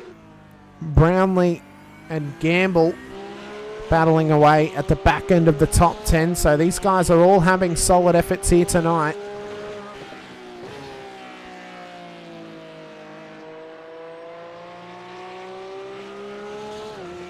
So run down towards turn 7. So Brownlee having a good race. Scotty Gamble, the 6-time vet Split 1 champion, having a good race too. And just trying something new. He returns to the vets this season. He pre-qualified back into Split 1 after a season in race control. It's his first season back with Evolution Racing Team. So we'll see how this rejuvenated partnership, this return to home as he put it, is going to benefit him this season, not only in the vets but in the VRS Porsche Cup Series as well. And he has got some former teammates in the field. The 9.5 guys are in this series, as we obviously know. Mazzomo's out there, of course. Wilcox as well. So there's plenty of talent from 9.5 ready to remind Gamble of where he came from. And Gamble will be ready to push on for ERT and possibly challenge with some more race wins to his name. Bowler under pressure at the moment from Paul Wilson, one of the newest Right Sim Sports drivers. So Paul is just trying to creep this thing further forward as Gardner's starting to sneak into this battle as well. She's been a real sneaky driver tonight. Little silent assassin is Ellie Gardner, as he right on board with her into turn 4. Obviously needs the wipers on a little bit here. The dust that's getting sprayed up from the debris on the road would be immense. And then they've got to be careful of the difficult turn 6. Make sure the tyres have got some scrub on them, and that they've got the grip to withstand the pressure of running around these corners. As there's a bit of a blink there from Alex Schuler. So hopefully that sorts itself out, and these drivers can continue to have a incredible race. A third of the way through it now. 20 minutes left to run, as Gardner's going to come into pit lane. So an early pit stop here for Ellie Gardner, possibly trying to undercut that battle pack. Could be a smart strategy from her. We'll see how this plays out. And of course we saw last season at the final rush round, at Road Atlanta. Obviously, Daniel Harris went and did a no-stop strategy. He did so, though, with the help of safety cars, of course, as Schultz is also in. So I don't think tonight we're going to see fuel saving galore to get to a no-stop, at least not without a safety car. And the field's starting to spread now, where it's not looking likely we're going to see the safety car actually getting brought out tonight. So that's another factor too, as Wilson is still under pressure here from Schuler in their battle for P13 at the moment. Matt Bowler on their list up next, but Job Stewart is hot on their heels chasing them down. If you have a look further back in the field, Stacey Boyd, who came in tonight off the wait list to fill in for one of our drivers that were missing tonight's round, is having a cracking race thus far. He's actually the man that sits at the top of the wait list, so if anyone were to pull out, he would be the first driver to call, who would then not only get put in off the wait list for a fill-in spot, but for a permanent spot as well, if that were to arise as an opportunity for him. He's having a good race tonight for Phase 4. This team, he joined them to focus on Scops a little bit more this season, which is what he wanted. And right now he's having a cracking race.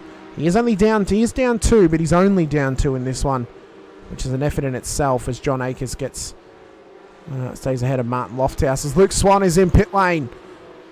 So the pit stoppers are beginning to come now. Look at the gaggle of cars that has just come past him, though. A couple of JWM boys as Tonkin or Clark and Yeaman go door to door up the straight. Yeaman comes through the beneficiary of that one. Now Favell looks to get past Clark as well, but he's got Clark's teammate hot on his heels to keep applying the pressure. He needs Cairns to get up to them to make this a 2v2 if he can.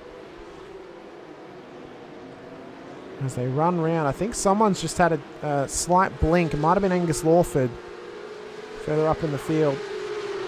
Favell staying ahead of Tonkin at the moment.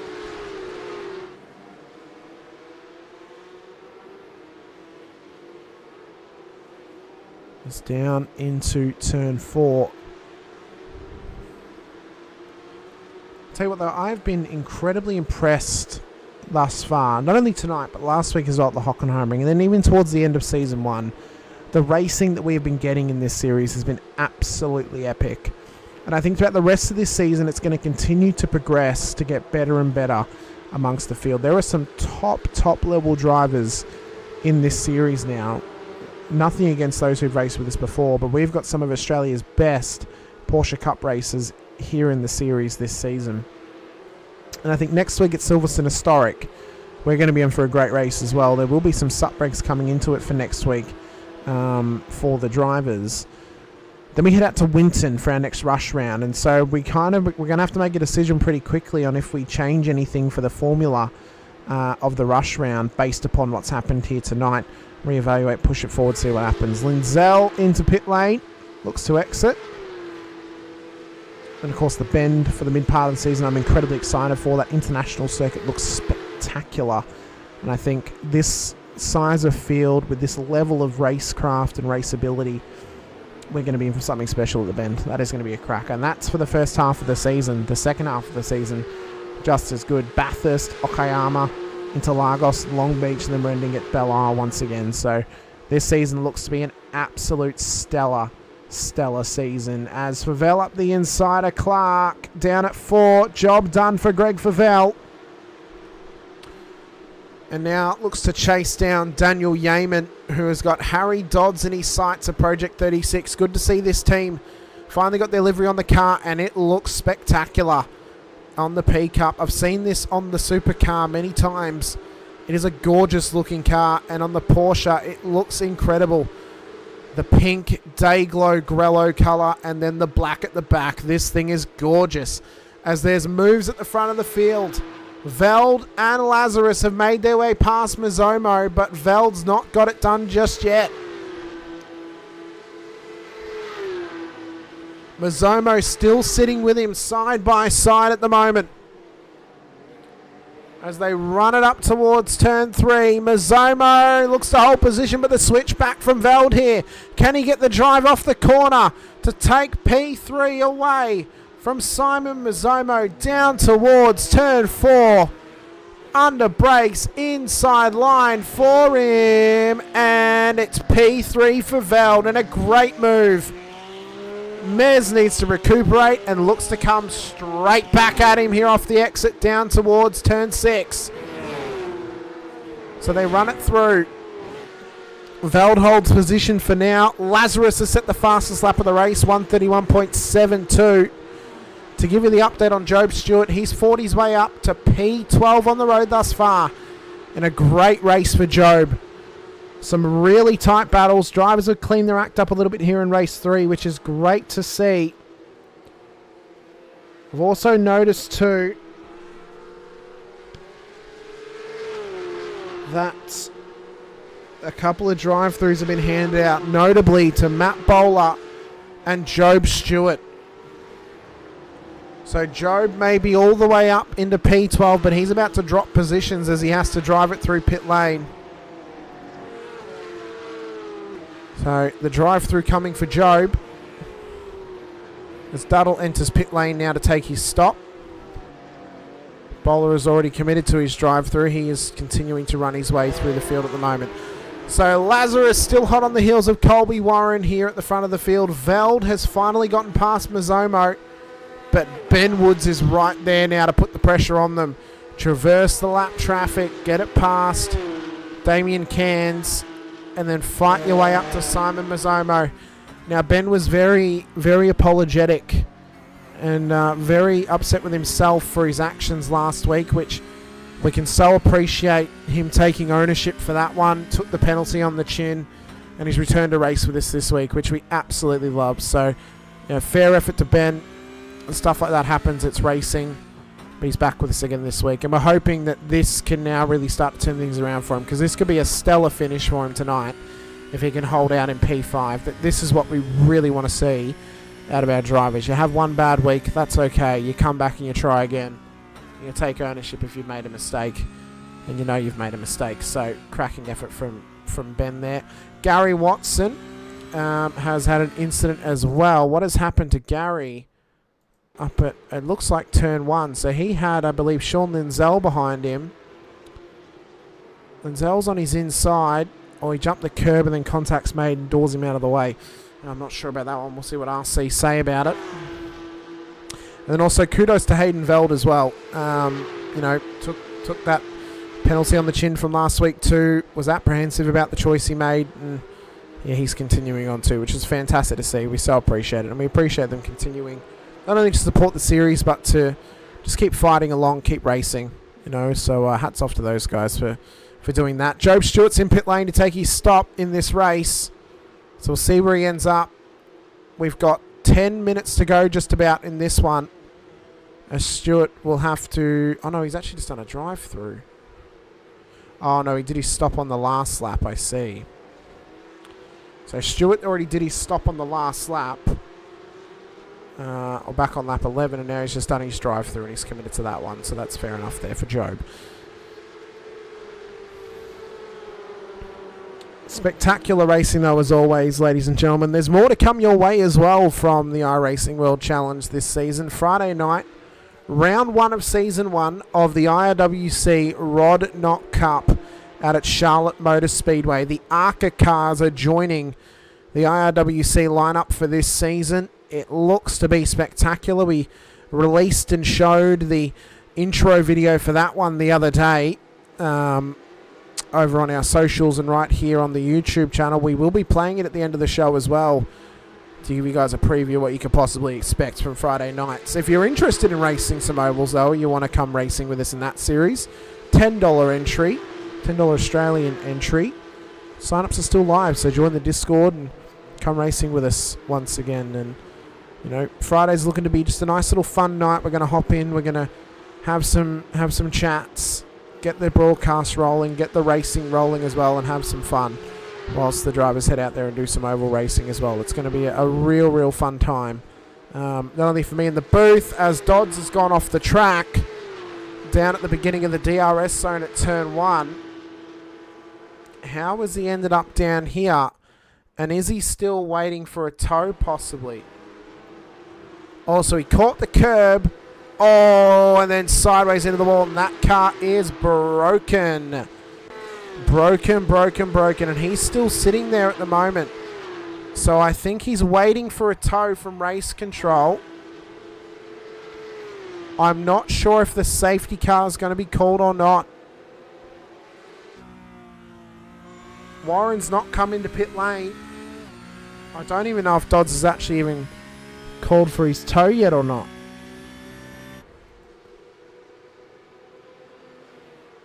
As they run up towards turn 1, Mazomo's in. Straight away, race controls over the radio. I believe Dodds has been allowed to tow back to pit lane. So there he goes, back to pits for Harry Dodds. Mazomo, Gamble, Wilson, Favell all into pits. Lazarus and Warren continue their battle for the race lead at this point as they run through turn 3.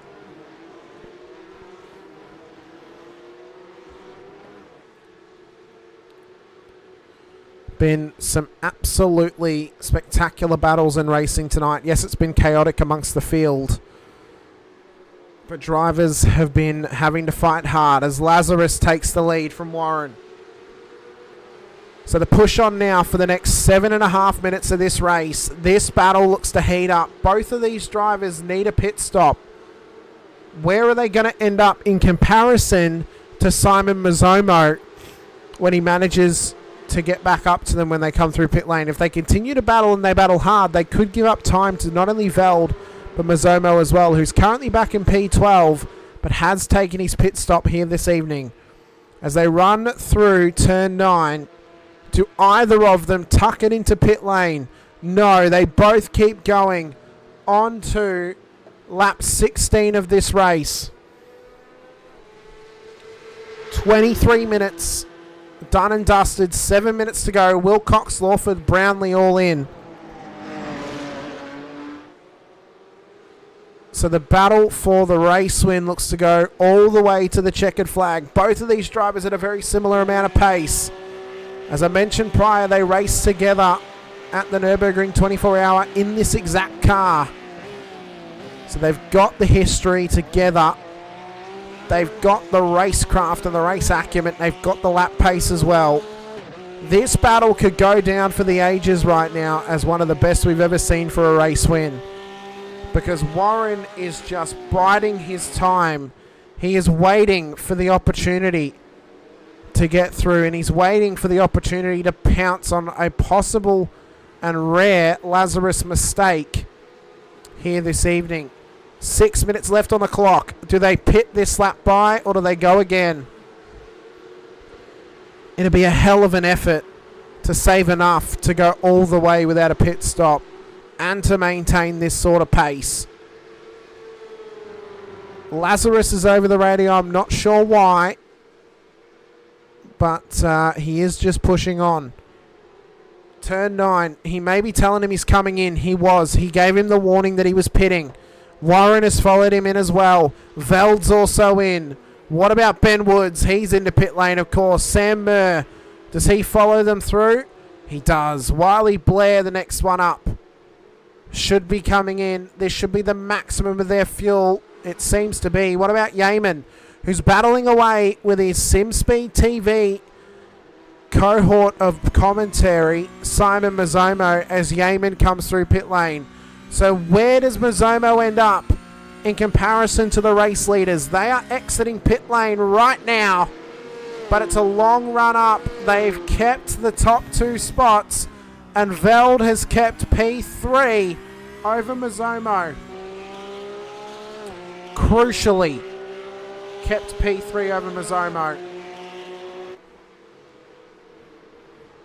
And now has to deal with some lap traffic up the hill. But let's check out this battle at the front. The gap's grown to 1.2. Lazarus took slightly less fuel than Warren did, so that's where that's come from. And now we are 4 minutes away from the checkered flag flying here at the Red Bull Ring for the final time in our visit to Styria here this evening. 2 races already done. 2 different winners. Lazarus is going to get his second win of the night, and he'll win the round if he does so in an extraordinary effort. Back here though, the back end of the top 10, Angus Lawford's feeling the pressure from Orbit Drop Bear Racing's driver Lockhart Brownlee at the moment. Lockhart had a good race last week. He sits solidly in the points standings. It's a solid chunk of points for him tonight as well.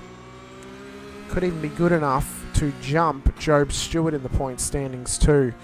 But Job has been fighting his way forward thus far this evening. Been really on the back foot. I know he struggled to get some practice laps in over the weekend, so that may have a part to play in that scenario as well. As we run down towards turn 10, Brownlee and Lawford's battle could quite possibly go all the way to the checkered flag, as Brownlee wants to run up the hill alongside him here. So 3 minutes to go in this race. Anything can still happen in these final 3 minutes, as Brownlee gets that job done at 1, and a great move from him over Angus Lawford. The 1-2-5 versus the 1-5-2. How often are you going to get that happening between them as they run down towards 3? Under brakes, Lawford forced on the outside line. Brownlee's going to tuck on the inside. Is he going to hold position on Lawford? He gets the drive just off the corner and somehow looks to maintain the lead in this battle between them. Into turn 4 they come. And they're still side by side. Lawford runs it a bit wide, has to back out of it that time by. But that battle went nearly a whole lap. That is an incredible battle from them. Boyd continues to battle on here with John Akers for P24 and P23 on the road respectively.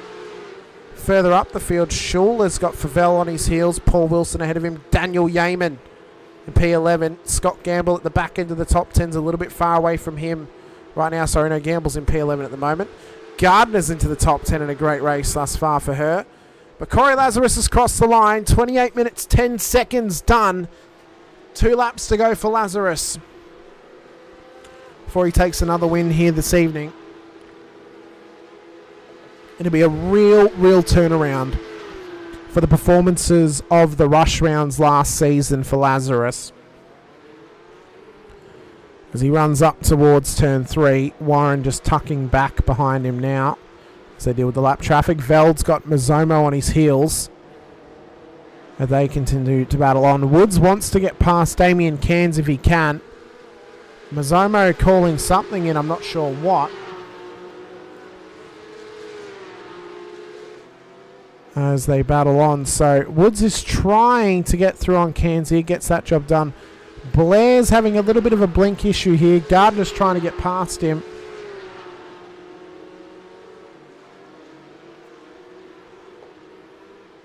So that battle for P3 could really start to heat up now.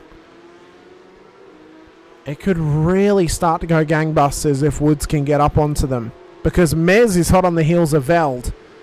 And with 1 lap to go, he might be a little bit too far away from it. But if they come together, he will take advantage. Mick Clifton in the chat, giving the love to Greg Favell and Damien Cairns. Great to have you in the chat with us there, Mick. As Lazarus takes the white flag, 1 lap to go in the 30-minute feature here tonight for our first rush round of the season at the Red Bull Ring in the mountains of Styria here in Austria. Lazarus looks to do the double this evening. Warren wants maximum points for himself as well in this championship battle. This is good enough for P2 in the championship now. But Veld is under pressure from Mazzomo up towards turn 3. Side by side, it's a drag race between the black and green machines of ERT and 9.5 Sim Sports. On the inside is Mazzomo. Can he get the drive off the corner right on the tight line? I don't know if he can. Veld's going to cover the inside straight away. So this has really heated up. Woods is starting to get up to the back of them now. Mez wants an outside run, but Veld covers. A run through turn 4. He can't quite get it. Mez has gone a bit wide at that stage of the lap. And look at Lazarus dealing with the lap traffic. Runs it wide at 6. He's feeling the pressure as well from Warren in behind him. But it's the run down towards turn 9 for Corey Lazarus. And a run down towards another win for himself It'll be a top-level effort for Corey here this evening, enough to give him the lead of the championship as he runs it round the final corner for the final time in Styria. Corey Lazarus takes the win at the Red Bull Ring. Warren in P2, 2 podiums for him in a row. And Veld makes up for last week and takes home P3 in a cracking battle with Mazzomo and Woods to the end there. That's the 5.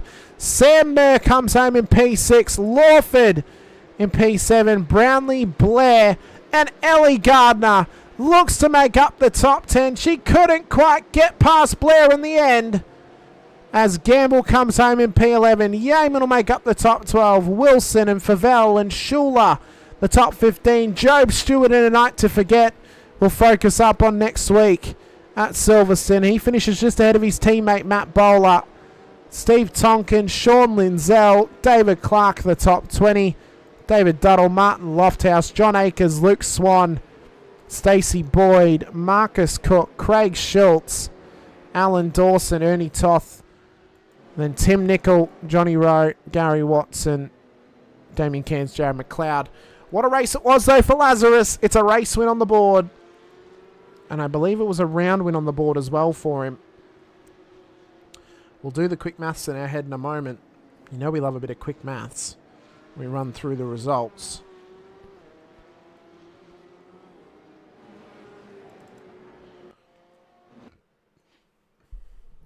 What a race it was here at the Red Bull Ring. I mean, it was chaos. We expected chaos.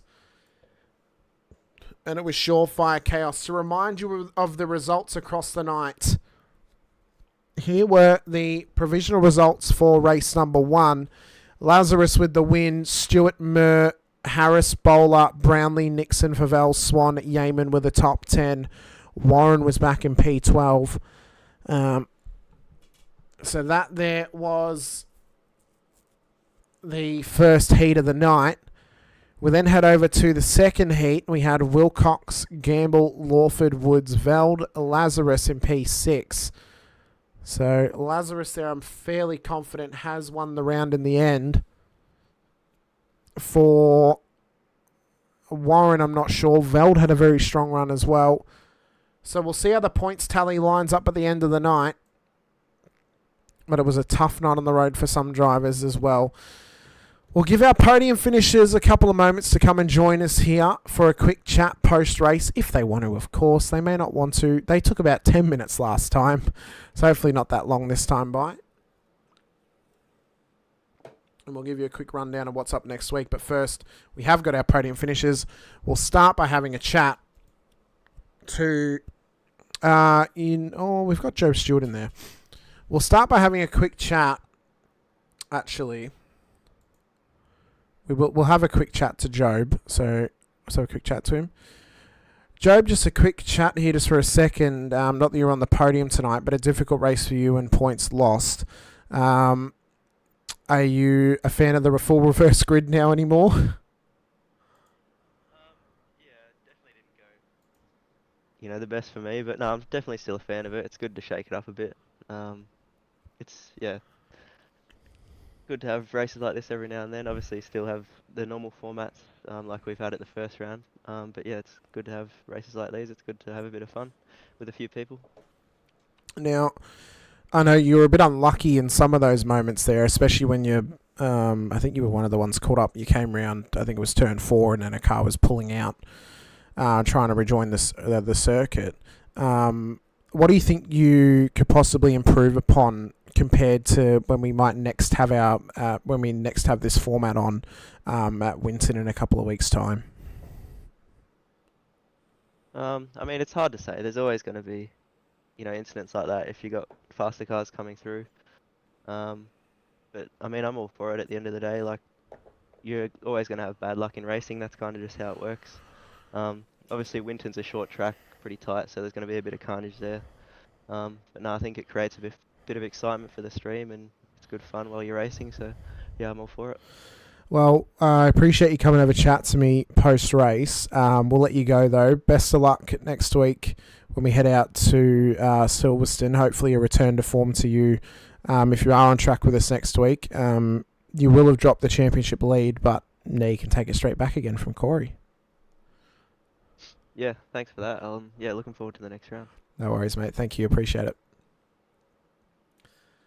All right, first up for our podium finishes tonight, we start with Job Stewart's teammate of Evolution Racing Team. Needs to change his SDK info. It is Hayden Veld. Hayden, I've just mentioned you need to make sure you change your SDK information. Apparently, you still race with Synergy Sim Racing according to SDK, not ERT anymore. Yeah. Well, I haven't done anything under SDK for a long time, so I always forget that I have to change that. I'll start doing that.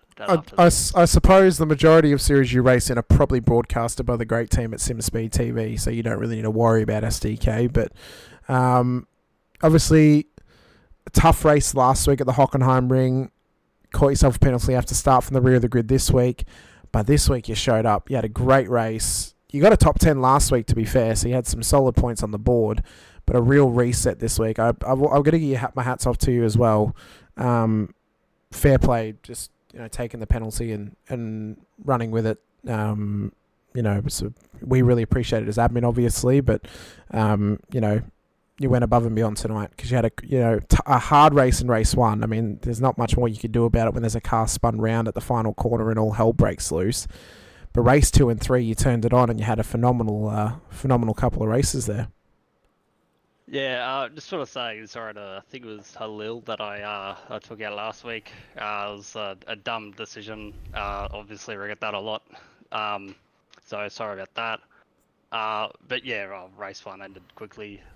2 would have been mint if the wheel didn't disconnect. I think the 3 laps to go, and then on the last lap again, so I got stuck in first gear, come out of the hairpin, and then I couldn't really do much there. But yeah, the last race was really good. Good racing with Mez, the other guys. Yeah, it was a lot of fun. Yeah, I mean, you and Mez were. I mean, you came out of pit lane still ahead of him, but he was on those. He was obviously on that faster run, so you managed to get up onto the back of you, and then you were just straight onto fence on that last lap, trying to hold him off. What was the pressure like, and how's the sweats after that one, just trying to hold him off for that last lap? Yeah, well, I was also down to me last incident point, so I was just chilling. I'm like, I've got 2 seconds to Mez. I'll be alright. So Mez should have just given you a little tap just to get the position for free, should he? Oh, he would have had it so easily. and all of a sudden, I looked at my relative, and I'm like, oh, he's right behind me. So I'm quickly trying to push, trying to get a bit of a gap, but I had no front tire, and he's right on me. So it was a very scary defense, knowing that if he bombs it in deep like he did the last time we went side by side there, and I'm trying to hold the outside, that I probably was going to cop a 4X and then get a penalty. It was a bit risky, a bit scary, but once I seen him go wide into the next corner, I knew I was safe and I could just keep it off or keep it inside the track limits. But yeah, he drove really well. It was good, clean offense and defense when we were going at it earlier in the race, so it was good. Well, Hayden, you had a fantastic race. Great to see you back on track with us again. Hoping to see you next week at Silverstone for round 3, where we get to go sort of regular Porsche racing with a sprint race format, so that should be good to watch as well. Let us know how helps get you an Evolution Racing team out on track. Anyone else you want to give a shout out to as well? For myself, the other admin, Jack, and the rest of the league, congratulations on your P3 in the feature race here this evening. Yeah, just obviously thanks to all the admin broadcast team. You guys do a great job. And then Logitech, ART, all the boys over there. Job's always great help. He's always way faster than us, but he does help out and help us get fast. So yeah, just thanks to you guys. No worries, Hayden. Best of luck next week, as I said. I'm hoping to see you on track again, and maybe the win will come your way next time on circuit. Cheers, mate. No worries, thank you. Next up, we have one of our resident Americans, Colby Warren. Colby, 2 weeks in a row, 2 podiums.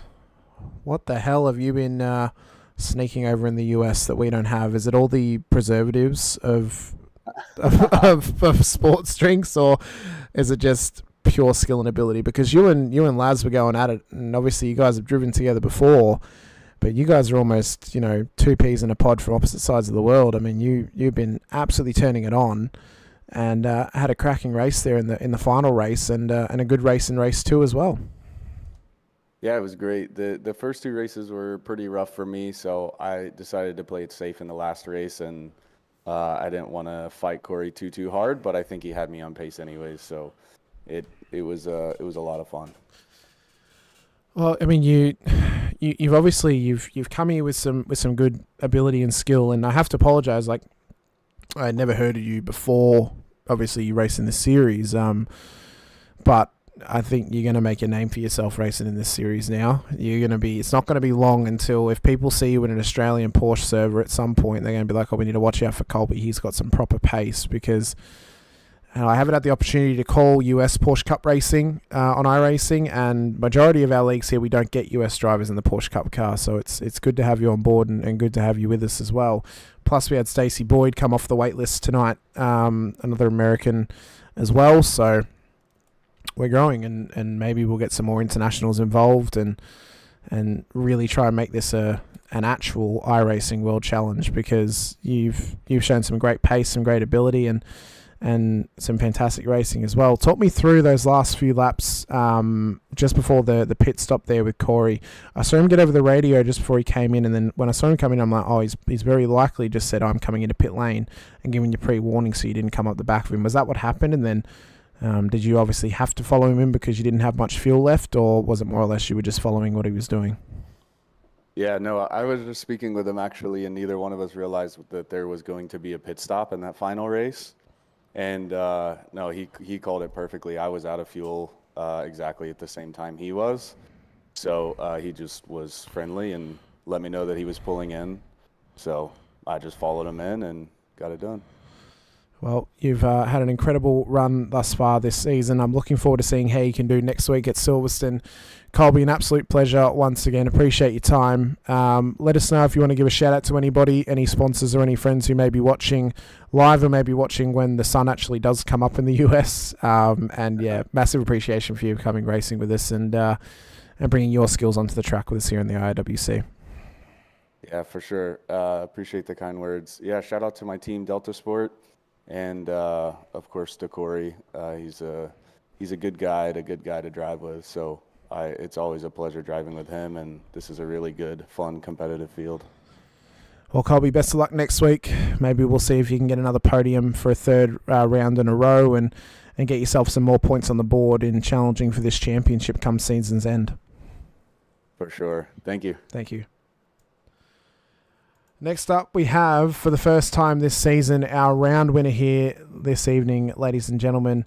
The 404 Porsche, it is Corey Lazarus. Corey, well done. You mastered the rush round. Phenomenal stuff. I know you had words about how long the incident sheet's going to be about tonight. And to be fair, for the first 3 laps of race 1, I thought, we're actually going to have a clean race. How has this happened? And then drivers made mistakes at the final corner, and it was a car park.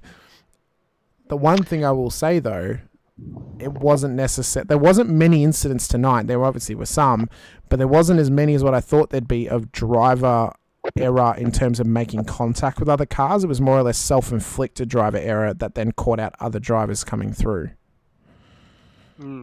Yeah, that's a fair call. It was. It probably went a little smoother than what a lot of us were expecting, to be honest. There were still those little groups and clusters of accidents, but probably not as bad as what we thought. It was good fun, but you know, it's nice to be on the clean side of the ledger for once.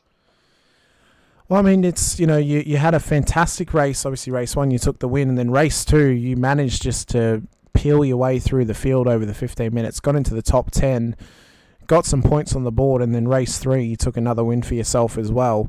And I think importantly too, it's an early drop round, it seems, for Job Stewart, unless he misses around this season, because he unfortunately just got caught up in trouble in race 2 and race 3. Race 2 not taking any points, and then race 3 not taking as many as what he, you know, perhaps could have if he had been caught up in some moments. Talk me through some of those about the last 10 minutes where you were battling with Colby. He mentioned that you actually forgot you were going to need a pit stop tonight, when previously we've only had a no stopper in the 30-minute race when there's been a safety car, and we hadn't had one yet here in the feature tonight. Yeah, that's true. I wasn't entirely sure 'cause I hadn't really done the calcs, but it sort of became apparent with about 12 minutes to go that we would need to stop. And I was sort of looking at the relative to see if anybody was really saving. It didn't really appear so. So, yeah, we just pushed on. He got to the pit and got out back to where we were. Colby, he was awesome. He in that race too. I just sort of followed him through the pack. He did all the donkey work, and I just got in his slipstream and followed him through. He opened the doors, and I went through with him. So very grateful for Colby's efforts in that one, and definitely unfortunate for Job. There's a chance that I probably contributed to his meatball on lap 1 when he collected Blake coming out of turn 4. And they both sort of swung back towards the middle of the track, and then I've just come right through the middle of them. So perhaps as I went through the middle of them, that contributed to his meatball, which is pretty unfortunate. You can see at the point, or just before the point of contact, I've locked up to try and avoid them, but it was unavoidable at the speed that we're all going. So that's a real bummer for him, but no doubt he'll be back stronger for the next round. Well, I mean, you've had a very, very strong round, Corey. A strong start to this season as well. You'll lead the championship into round 3. Are you feeling a sense of a little bit more confidence this season now that you've kind of gotten the initial monkey off your back of previous rush round performances? Of you managed to take top points on offer for the round at least compared to the other drivers, but you managed to survive the carnage, or is it more or less there's still Winton to come and it could still go pear-shaped at any moment? It's nice to have this one sort of tucked away now, knowing that if there is another bad round, we can sort of eliminate it. To get through this first rush round successfully was a big tick, obviously. It doesn't put so much pressure on us going into the next 2.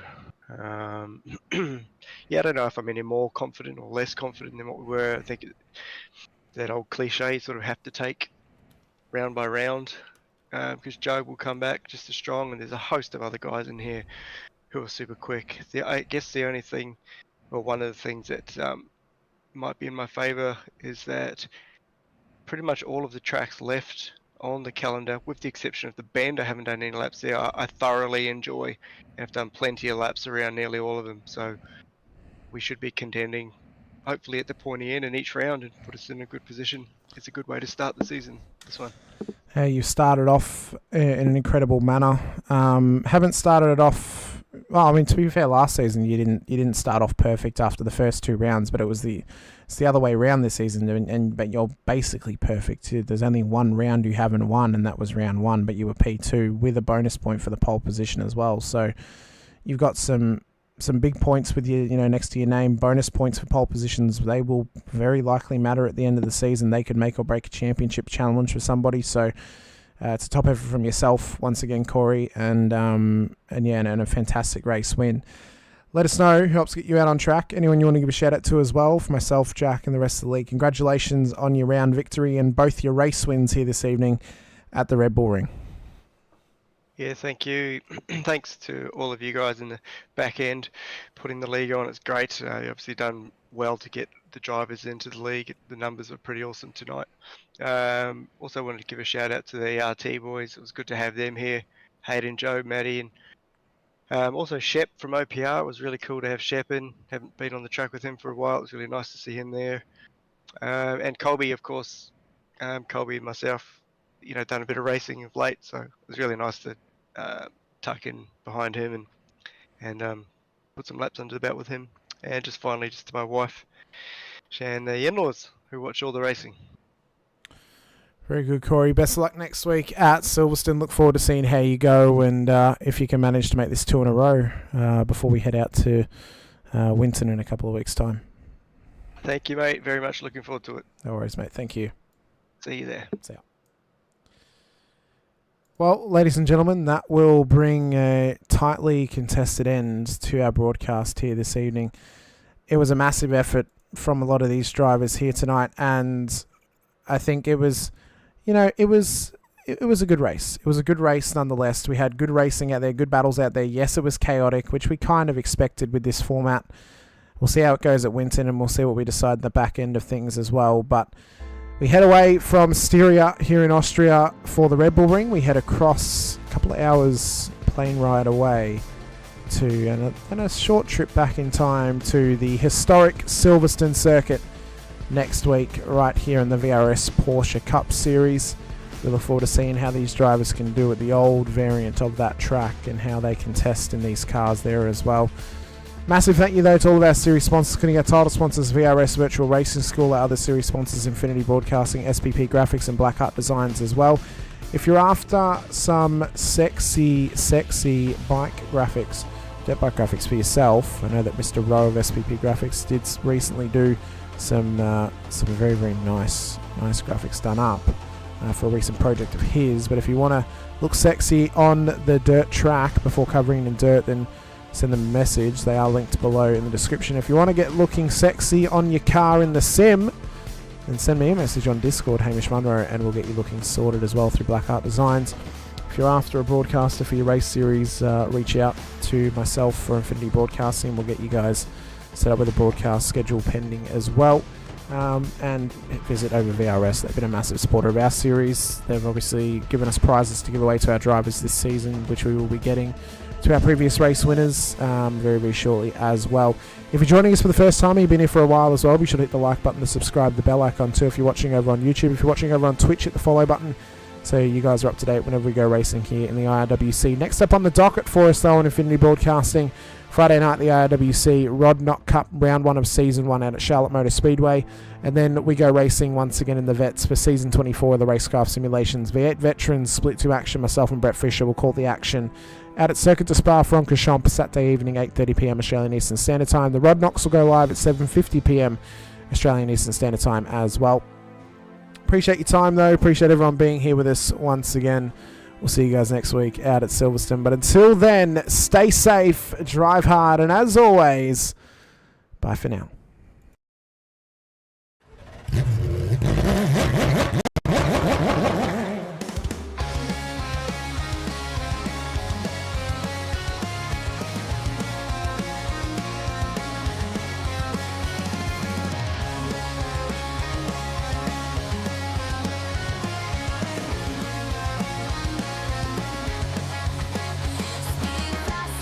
Control, feel the thunder in my soul. Through the danger, through the pain, only one thing to do to get to victory lane.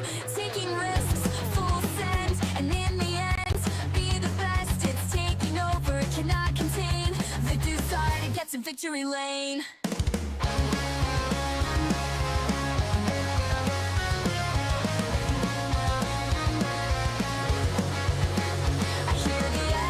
Of the past, the roaring ghosts that never last. But here I stand, the finish line. One last race, one last time. Through it all, get past the pain. Cutting laps, making gains. Feeling tired, get to my aim. The desire to get to victory lane. Speeding faster, no control.